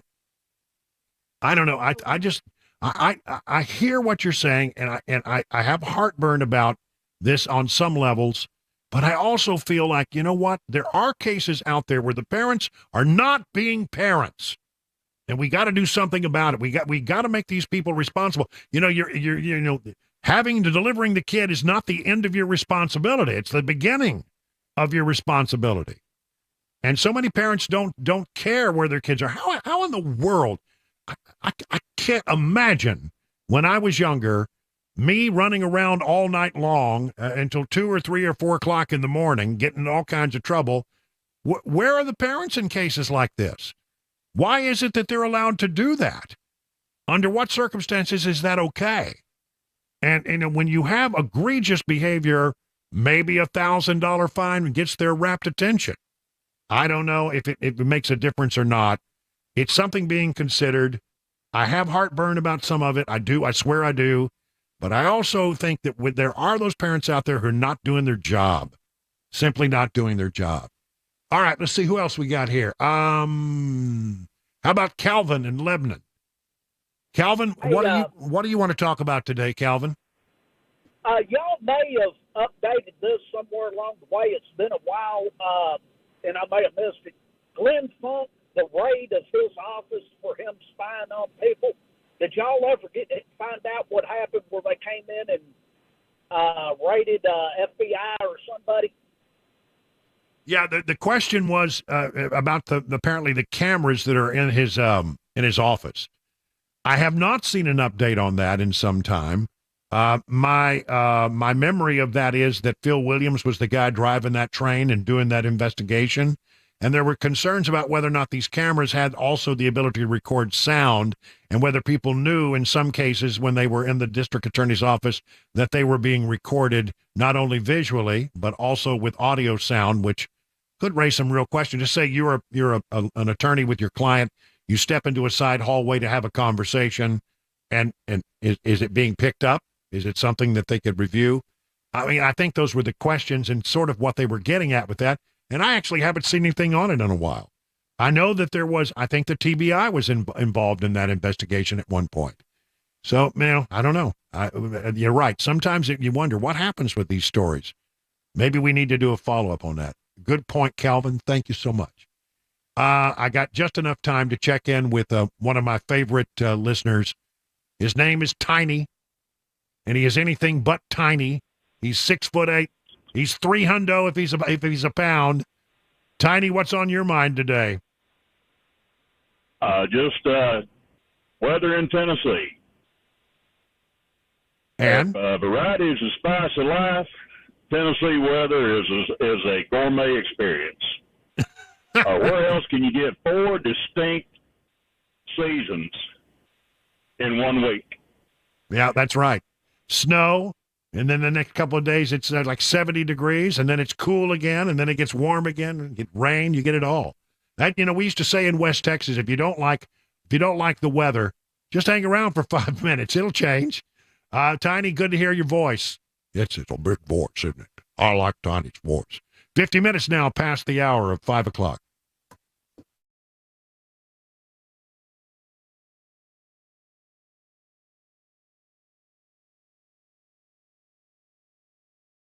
That I'm on a journey to lose some weight. Now, you say, well, Brian, I heard that you lost a lot of weight. Yeah, I told you about that last year. I did lose a lot of weight, but that was because I was going through some stuff, some health issues, but I got those all resolved. Now me strong like bull. But guess what? When the appetite came back and I started feeling better, so did the weight. And I don't want it to get out of control.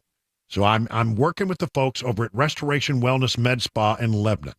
I really love the way Carly and Jamie and the folks at Restoration Wellness Med Spa approach this. It's not a one-size-fits-all approach. They take the time to really look at your history, look at your lifestyle, and then customize a plan that best fits your needs. That's right, a customized treatment plan. And as I go through this, I'll be sharing you how it's going. But why don't you do in the meantime what I did? Set up an appointment to develop your customized treatment plan at Restoration Wellness Med Spa. Be a part of the more than 1,000 patients who've already seen life-changing results. Whether your goal is to lose stubborn body fat or improve your overall health, Restoration Wellness has a solution for you. Take advantage of the newest ideas in weight loss management. 615-470-8124. Learn more at restorationwellnessmedspa.com.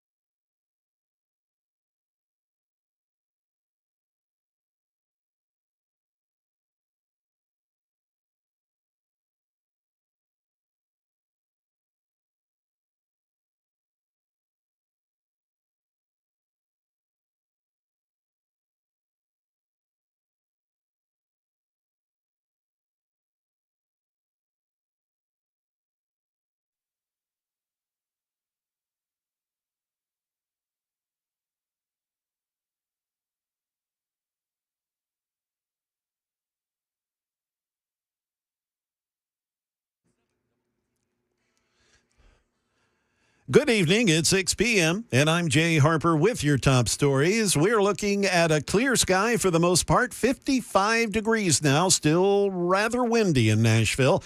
Traffic and a complete forecast are coming up. The clock now ticking on former President Trump to pay the penalties in his New York civil fraud case, and the interest is also accruing. In New York County Supreme Court Friday afternoon, the clerk signing and entering the judgment order to start enforcement of penalties in former President Trump's civil fraud case. He now has 30 days to post bond or deposit cash in an escrow account to cover his nearly $355 million fine, plus interest to the tune of $87,500 per day. Only after the fine is covered can Trump appeal the case. If Trump is unable to pay the bond, New York Attorney General Letitia James telling ABC News her office is prepared to ask the court to seize Trump's assets. That is Dave Packer reporting. The judgment also bars Trump from leading New York companies for 3 years. Also, his sons, Eric and Donald Jr., they can't lead any for 2 years. A military helicopter crashed in a wooded area during a training mission in Mississippi earlier today. A Mississippi National Guard AH-64 Apache went down around 2 p.m. Central Time near Boonville, Mississippi. That's about 115 miles southeast of Memphis. That was confirmed by officials. The chopper was flying a routine training mission when it went down. That's according to the National Guard. It's unclear at this time how many were aboard the chopper, and casualties are unconfirmed at this time. That's the statement issued by the National Guard. A consumer alert: 2 major automakers recalling over 1.5 million vehicles because of airbag problems. Dave Packer once again here with this report. The recall affects more than 750,000 Honda vehicles and nearly 1 million Toyotas after the companies reported a problem in a weight sensor circuit that could impact airbag deployment in a crash. The 2 automakers telling the National Highway Traffic Safety Administration that the affected systems may illuminate dashboard warnings. The affected vehicles from the 2020 through 2022 model years and listed on the car makers' websites. And finally, United Airlines said today that it, too, is raising its fees for checking bags following a similar move earlier this week by American Airlines. Starting with tickets that you book tomorrow. Gee, thanks for the notice. Economy class passengers on domestic flights are going to be charged another $5. That'll bring the price to $35 if they pay online at least 24 hours before the flight. And you'll get tagged for $40 after that. The fee for a second check bag, that also goes up $5. Climbing to $45 in advance online. And if you do that at the airport, be prepared to pay $50. That is the latest news. Traffic and weather, they're next. I'm Jay Harper, WTN News.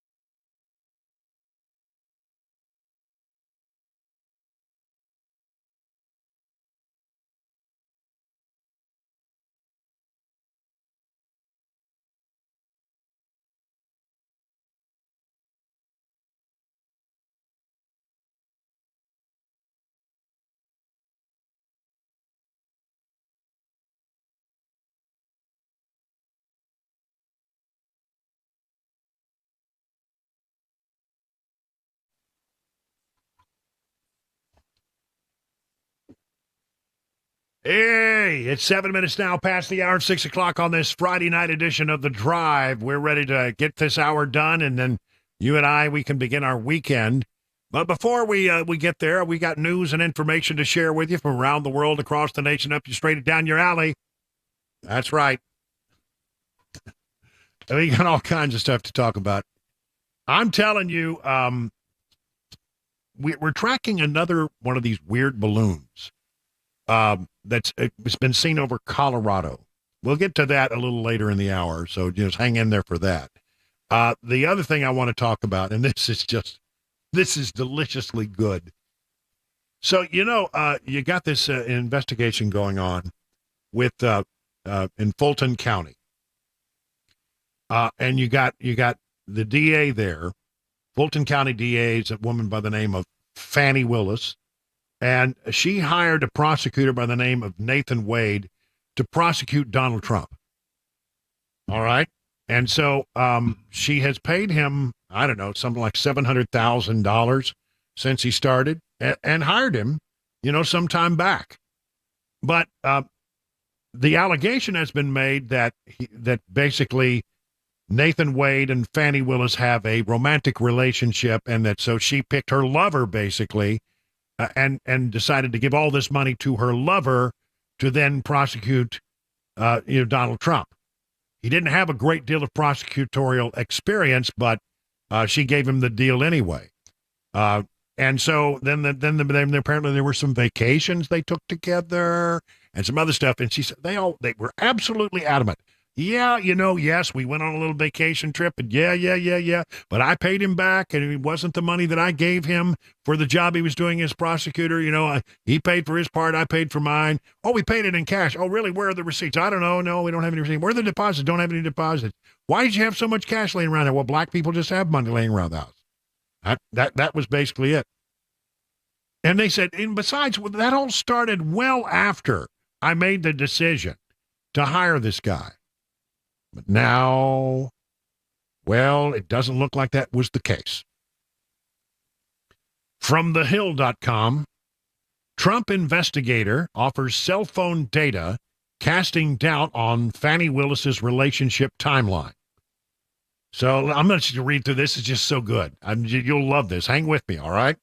Special Prosecutor Nathan Wade visited Fulton County District Attorney Fane Willis at her condo at least 35 times prior to when they claim their relationship began, according to an analysis of cell phone data compiled by an investigator working with former President Trump's legal team. The new document filed today raises questions about the veracity of Willis and Wade's testimony regarding the timeline of their relationship. Trump and his co-defendant are attempting to get their historic election racketeering indictment tossed by disqualifying the district attorney's office over the duo's romantic ties, claiming it created a conflict of interest. Willis's office has acknowledged the relationship, but insists there was no conflict. You'll remember a dramatic hearing last week in which Willis, Wade, and others testified about their romance. The judge will hear arguments next Friday at 1 p.m., Trump's lead Georgia attorney Steve Sato told The Hill. Afterwards, the judge is expected to issue a ruling on whether to disqualify the prosecutors. And as part of his decision, the judge is weighing contesting claims as to when the romance began. Now, defense attorneys purport that the prosecutors began seeing each other romantically prior to Wade's November 2021 hiring as a special counsel. Willis and Wade have both maintained their relationship became romantic in early 2022 and ended in the summer of 2023. Wade testified last week that he had been to the Hapeville, Georgia condo where Willis was living, but no more than 10 times before he was hired. He said he never spent the night there, which Willis affirmed in her testimony as well. They were asked, Wade was asked this question. So, if phone records were to reflect that you were making phone calls from the same location as the condo before November 1st of 2021, and it was on multiple occasions, those phone records would be wrong? Trump attorney Steve Sato asked Wade last week. If the phone records reflected that, yes, sir, they'd be wrong. Well, today, the Trump's team filed with the court. It's too good. The report from its investigator, who said it used a tool called CellHawk to analyze Wade's cell phone data for the first 11 months of 2021. Most of that window is before Wade's contract to work with the district attorney's office began, and is entirely before when prosecutors claim their romance began. The conservative analysis using the above reference modality revealed a minimum of 35 occasions when Mr. Wade's phone connected for an extended period to either one of those cell towers in closest proximity to her home, basically. Based upon associated data use, voice calls, and text messages, the data reveals he is stationary. In other words, not in a car, not moving. The Hill has reached out to Willis's office for a comment. Middlestad, who said he'd been specializing in criminal cases for 25 years, wrote that he reviewed Wade's cell, text, and location data received through a records request made to AT&T. The analysis claimed Wade and Willis spoke on the phone. You ready? You ready? More than 2,000 times, and exchanged just under 12,000 text messages during the 11-month period. Middlestad highlighted 2 nights in particular. In September of 2021, he said the data show Wade arrived around Willis's condo one night about 10:45 p.m. and remained there until almost 3:30 a.m. About a half hour later, Wade arrived at his home and immediately sent a text to Willis minutes afterwards.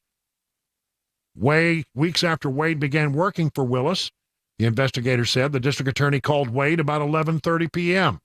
According to the analysis, as the call continued, Wade left his home and arrived in the area of Willis's residence, and he allegedly remained there until 4:55 a.m. When pressed last week on his time spent in the area, Wade testified, well, he could have been at nearby locations, not at Willis's condo, such as the airport, restaurants, or the Porsche Experience Center, a driver development track. What are you doing at those places in the middle of the night at 4:55 a.m.?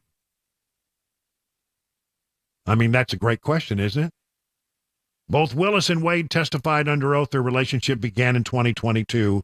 If Judge Scott McAfee determines based on the cell phone data or other evidence that they lied, it could constitute perjury and endanger their roles in the historic prosecution. Sado, Trump's lawyer, said that Middlestad is available to testify at the court's convenience. McAfee previously said that Willis and Wade's alleged actions could result in their disqualification if evidence shows an actual conflict of interest or the appearance of one. Well, I mean, there's a lesson for all of us to be learned here. But I mean, number one, you don't testify, oh gosh, I never went there. I never went there at all. I mean, maybe a time or two, but our relationship really wasn't much until 2022, 2023. But you've got cell phone data that shows that you were in the vicinity of her house from like 10:45 at night till 4:55 in the morning, that you made 35 visits to that house, that you had, 12,000 text messages? Oh, my gosh. I mean, I don't think I've ever sent anybody 12,000 text messages. But if I did, it would be because I was in a relationship with them. That's for sure. There's nobody else that I care to talk to that much. Just saying. So, I mean, the other thing that you should know is we really have no privacy. If somebody truly wants to find out what you're doing, where you're going, and what you're up to, if you have a cell phone, they can track you down. They can find out where you've been. They can find out when you did. They can look at your phone calls. They can look at your text messages. They can look at where you were in what vicinity. I mean, in criminal investigations, they do this all the time. A good detective, if they have a really strong suspect in a crime, a big crime, can subpoena the cell phone records. They can do the same kind of analysis that this private investigator has done and can give you details about whether or not was it possible this person committed the crime? Well, maybe you can, through the cell phone data, triangulate and find out exactly where that person was at the time of the crime. because he had his cell phone on him or her. So, I mean, really, honestly, we have given up most of our privacy. We really don't have much privacy anymore. I could spend a whole nother hour talking about that because it's one of my favorite topics. Everybody says, well, we're losing our privacy. Well, you know what? You gave up most of your privacy willingly. Let's talk about it. I mean, when you download a piece of software, many times that software it asks you, can I track your whereabouts? And if you don't say no, it can. If you Google, look, think about Google. How much information does Google know about you? A whole lot. They know about what you look at late at night. They know exactly, the things that you're interested in buying because you're looking at them online. If you're doing a Google search, they build a profile of you. And by the way, they sell these profiles. It's not magic that when you say, oh, I'm interested in I wonder how much that doodad would cost, and you look up at that doodad, and then all of a sudden you start seeing ads for that doodad. How do you think that happens? Because you gave them permission to look at what you're looking at. And by the way, you don't pay anything for Google. When you don't pay for something, guess what? You are the product. You are the product being sold. You do that. I mean, I've always thought it's fascinating. People say, well, Google's tracking me. Yeah, because you let it. Duck, duck, go, telling you that's the way to go, man. I'm telling you. So anyway, it's just amazing to me that they were willing to. This is a district attorney. That office would ostensibly know how the technology can be used because they probably use it in criminal trials. And yet, you're going to lie to the court about the nature of your relationship? The cell phone data shows you exactly what was going on. By the way, I want to add this to the Fani Willis story. A whistleblower who was fired by Fulton County District Attorney Fani Willis has been interviewed by the Office of House Judiciary Committee Chairman Jim Jordan. He revealed at CPAC on Friday, CPAC, a gathering of conservatives there in Maryland, just near the nation's capital.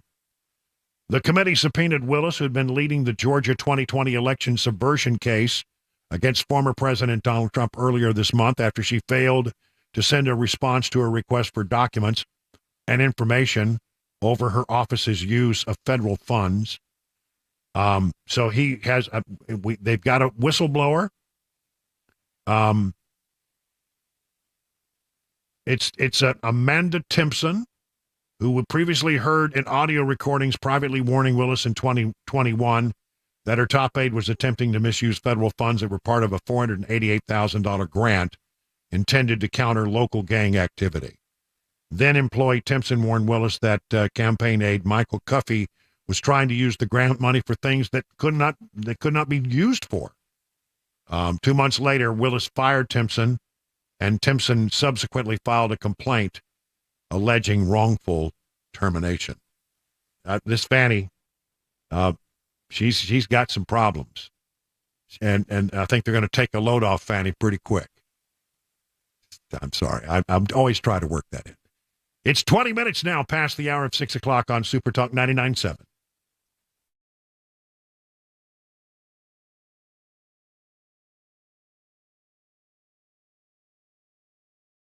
Grace Point Healthcare delivers medicine affordably with menu-style transparent pricing so you'll know how much it costs before the care is delivered. They're best known for their smart care plans. For just $69 per month.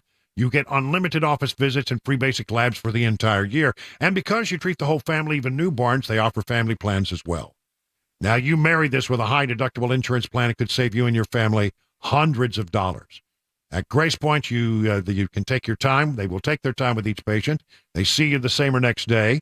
There are no long wait times or crowded wait rooms. They treat naturally whenever possible. It is a military vet-owned practice. Just some of the reasons why it's been voted the best primary care provider year after year after year. Grace Point Healthcare is on Main Street in Franklin. Call this number, 599-6868, to schedule a visit.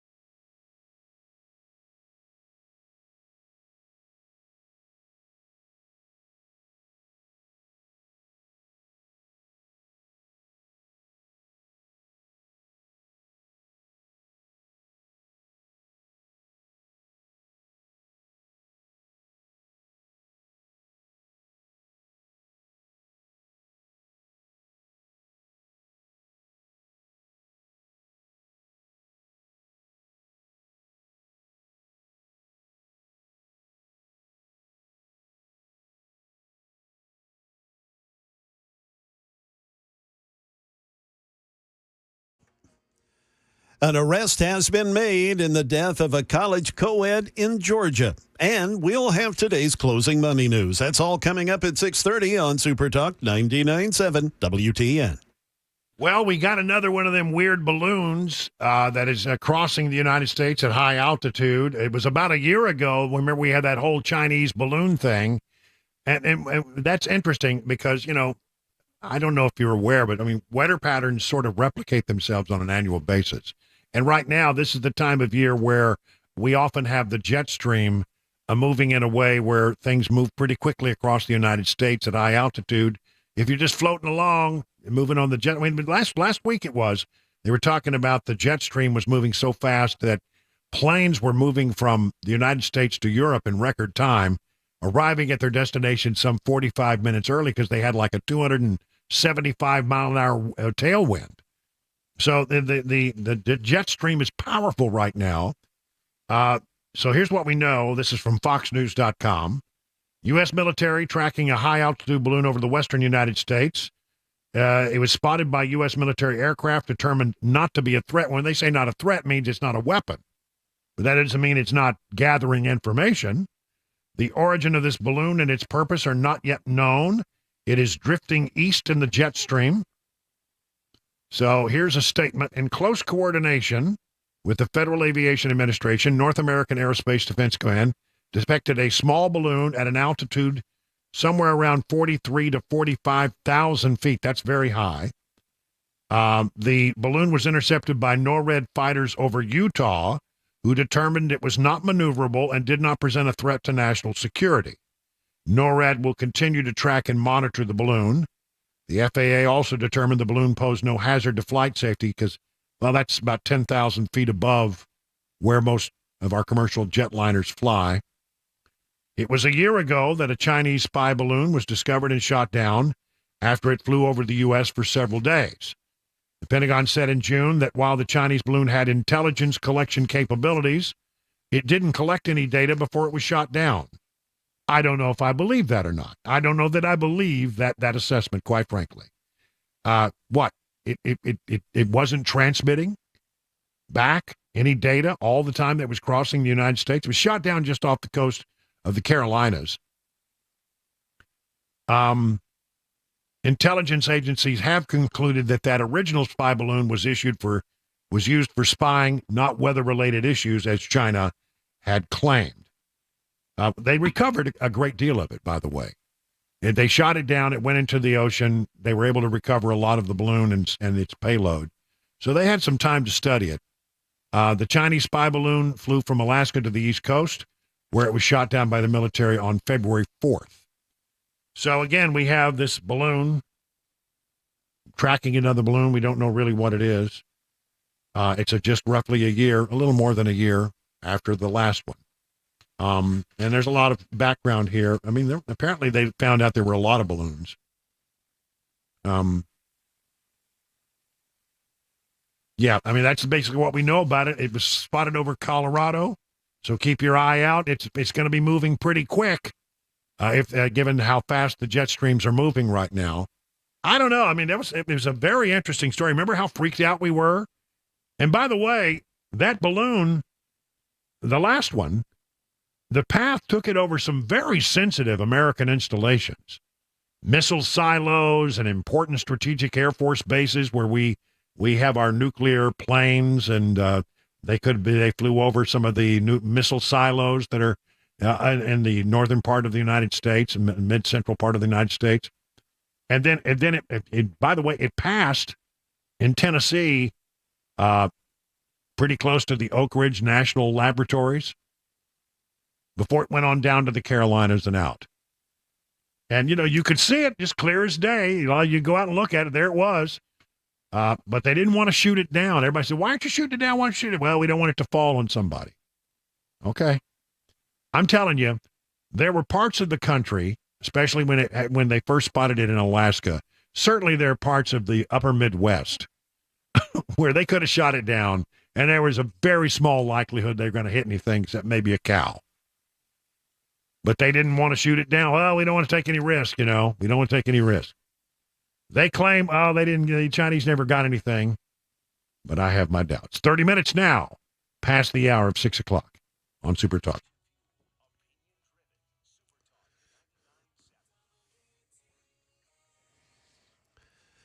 Good evening. It is 6:30, and I'm Jay Harper with your top stories. Clear, a bit windy, 55 degrees in Nashville. A complete forecast and another traffic report are upcoming.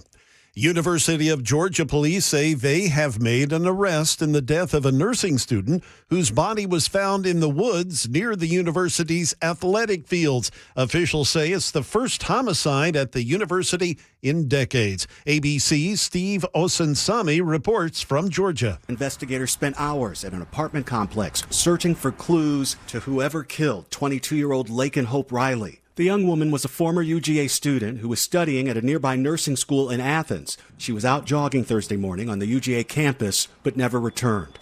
Police found her body near a lake after a friend reported she was missing. This is an ongoing investigation. Daria Albinger, she's got our closing money news report. From ABC News, Wall Street now, after wavering for much of the session, stocks closed mixed. The Dow rose 63 points. The S&P up almost 2, both closing at record highs, while the Nasdaq fell 45 points. The markets closed the book on its 6th winning week out of the last 7. A pullback by travel-related companies kept gains elsewhere in the market in check. Booking.com fell 10.5%. The online travel service had announced better than anticipated fourth quarter earnings, but also issued a lukewarm forecast, which made investors nervous. One of its main competitors, Expedia Group, fell almost 2%. This week's big AT&T cell phone service outage makes one thing pretty clear. We're hanging up on our landlines. The National Center for Health Statistics says almost 3/4 of Americans now live in homes that are wireless only. It was the case in almost all age groups, except those 65 and older. That is the latest news. Traffic and weather are next. I'm Jay Harper, WTN News.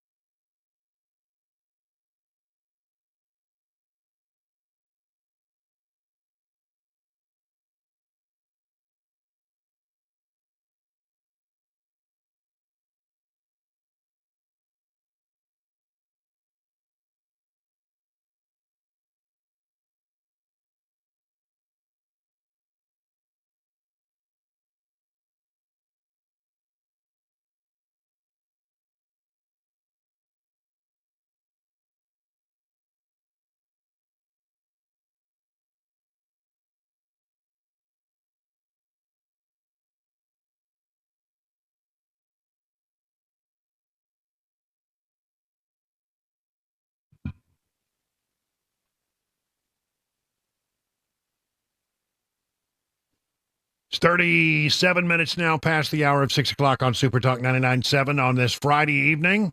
We're about to get you home and about to hand it over to Mark Levin here in just a few minutes. He'll carry on through the evening, as he often does, and bring you, always great analysis of things going on in the world around us. I mean, boy, I tell you, every time I listen, I'm shocked, stunned, and amazed at how much brilliance that man has. He truly is one of the great treasures in conservative talk radio today. I got a bunch of stories that I like to get into the mix at the end of the day, especially on a Friday, things that have just sort of stacked up that I haven't got a chance to work into the show. There's a whole bunch of them. I always got more stories than I can talk about most days, that's for sure. This story, though, just came down from justthenews.com.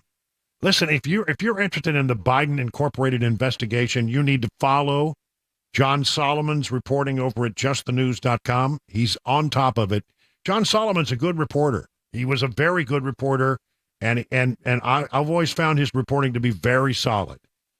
So here we go. Biden planned to join Son's China-backed firm after the vice presidency, a former partner has told Congress. New witness testimony from a guy named Jason Galanis reinvigorates the House impeachment inquiry with fresh evidence of Biden family influence peddling. In his opening statement to House impeachment investigators, former Hunter Biden business partner Jason Galanis said Joe Biden planned to join the board of his son's firm, which was being backed by a Chinese businessman and state-owned enterprise. Galanis delivered his opening statement on Friday to congressional investigators from inside a federal prison in Alabama, where he's serving a prison sentence for engaging in an illegal scheme to enrich Burnham Asset Management. Galanis has unequivocally told the investigators his firm originally partnered with Hunter Biden because of the family name. The entire value add of Hunter Biden to our business was his family name and his access to his father, Vice President Joe Biden, he said in his opening statement. He also described the purpose of the joint venture with Hunter Biden. Our objective was to build a diversified private equity platform, which would be anchored by a globally known Wall Street brand together with a globally known political name. After the group, which included Galanis, Hunter Biden, Devon Archer, acquired Burnham and Company, the intention was for the firm to become the focal point for integrating a family office, a Biden family office, into a large-scale financial company with international influence. Later, the group decided to partner with a Chinese firm called Harvest Fund Management, which was headed by Henry Zhao and backed by Chinese state-owned enterprises. Galanis made it clear while Zhao was eager to partner with Hunter Biden and his associates, Mr. Zhao was interested in the partnership because of the game-changing value add of the Biden family, including Joe Biden, who was to be a member of the Burnham Harvest team post-vice presidency, providing political access in the United States and around the world. Sort of blows up this whole idea that Joe Biden didn't know much about what was going on. No, I didn't know a thing. You know, he may not remember a thing, but at some point he knew a thing or two, I have a feeling. A southern border story. This is a conservative number, I believe. An analysis, this is from sarahcarter.com. Analysis, the 7.2 million illegal Bidens has led into the U.S. is larger than the population of 36 states. Think about this. For those who can't comprehend the magnitude of what the Biden administration's poor border policies have done, the nearly 7.3 million migrants who've illegally crossed the southwest border on Biden's watch, by the way, again, I think that's a conservative number, on Biden's watch is a greater amount than the population of 36 individual states. It's like adding a whole nother state, or a big state, too. The Fox News analysis looked at data from U.S. Customs and Border Patrol, which shows the number of Southwest land border encounters assumed since Biden assumed an office is 7,298,486.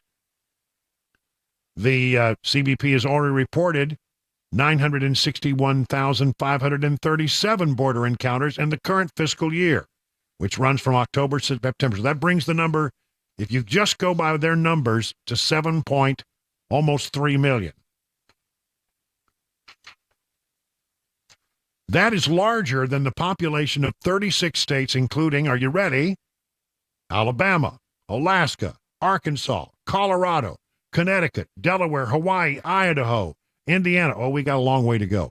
Iowa, Kansas, Kentucky, Louisiana, Maine, Maryland, Massachusetts, Minnesota, Mississippi, Missouri, Montana, Nebraska, Nevada, New Hampshire, New Mexico, North Dakota, Oklahoma, Oregon, Rhode Island, South Carolina, South Dakota, Tennessee, Utah, Vermont, West Virginia, Wisconsin, and Wyoming. That's right. Each of those states that I just mentioned have less than 7.3 million people in them. The analysis found that compared to the largest U.S. states, the 7.3 million is about 18.7% of California's population. 23.9% of the state of Texas's population. They come in at 31 million. 32.3% of the population of Florida. And 37.3% of New York. It's more than half the size of Pennsylvania, Illinois, and Ohio. Freaking believable. That's what's happening. And believe me, by some estimates, I think this number may be a little high, just as I think the 7.3 million is a little low, but by some estimates, people say that number is wildly inaccurate, that it could be as many as 13 million people. Man. Meanwhile, every American should be scared to death as Chinese nationalists at the border hits an all-time high. This is a take of what Mark Green from our 7th Congressional District had to say at CPAC. He gave a big speech at CPAC, the Conservative Political Action Conference, which takes place this year. At this time each year in suburban Maryland, just across the river from Washington, D.C. I think every American should be scared to death. Not only is it the terrorist threat, we've had almost 400 suspected terrorists in the presidency when there were 11 last time, but it's 24,000 Chinese nationals who came in last year, 20,000 since October 1. Before that, there was 1,800. He's really worried about the number of Chinese nationalists who are coming across. You don't leave China with the social credit score system unless the CCP knows about it. They're flying to South America and Central America, and they're coming up here. They're paying $60,000 to the cartels. Wow. Which is enriching the cartels. They're terrible organizations. They're subhuman, and they're basically feeding them money and letting individuals come into the United States. See, that's the other thing. Every time somebody comes across the river, money has been paid to the cartel. Well, how much? Well, here they're saying that some of them are being paid $60,000. Do you think the average person in China who wants to come to this country's got 60 grand in the bank? I don't. I don't think so at all. I've been to China twice, and I don't think many people have $60,000 in the bank. The people who are coming here, I think, are having that money paid by the Chinese government. And I think these people are going to we're going to find out, agents of the Chinese Communist Party. Green elaborated on the danger of large numbers of Chinese nationalists getting stopped at the border and what it could mean for the U.S. in the near future. I'm not going to suggest that China is going to be attacking the United States, but if we defend Taiwan, I can't imagine there aren't people in there who are going to be tracking our railheads, looking at our ports, and who knows what else. We've had mass waves of Chinese terrorists storming military installations with cameras. So look, it's a desperate threat. Let me tell you something about the Chinese. I remember when I was a Fox News correspondent, and there was a story about, I'm going to remember all the details. We had a plane that went down on an island that was controlled by the Chinese. It was a military plane. And they were holding these people, and for days and days and days, the story that I covered out of Washington is, what is Washington doing to get these people released along with the surveillance aircraft they were flying? Big story, day after day after day after day. Now, in the Fox News Bureau, it's right across the street from the Capitol. And so I would go at the end of the day when I was doing my story, and I was getting ready to be on special report with Britt Hume at the time. And I would stand there on the street outside the Bureau, and the camera would have the Capitol Dome in the background. That's why we did it on the street. And so this is what I would do every day. Second day, there was about 5 days in a row I did this. Second day, there was this guy who showed up.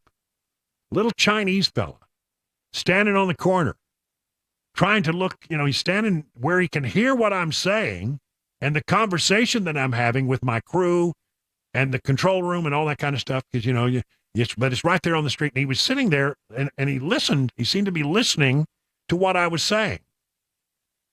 I sort of noted it, but didn't think much about it.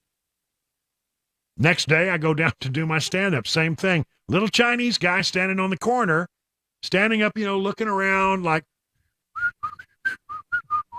don't pay any attention to me. I'm just a Chinese guy sitting here on the corner, minding my own business. It was so out of place.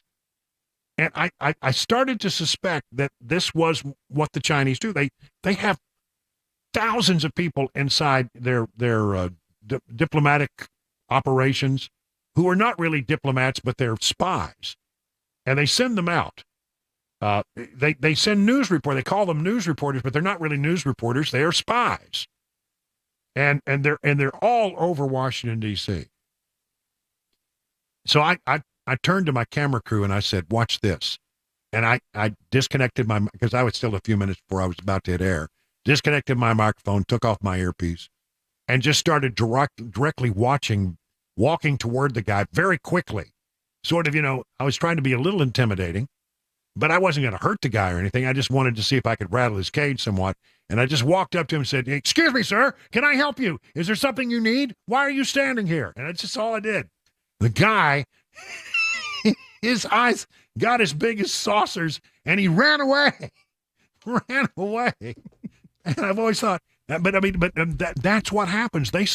If they think that they can pick something up off the street, they'll send a guy out to watch what's happening on the street. If they think that there's something that they want to observe at a restaurant, they'll send somebody to stand outside the restaurant and watch what's going on. I mean, you may not get anything of note, but they got so many people, they can afford to do that. It was fascinating.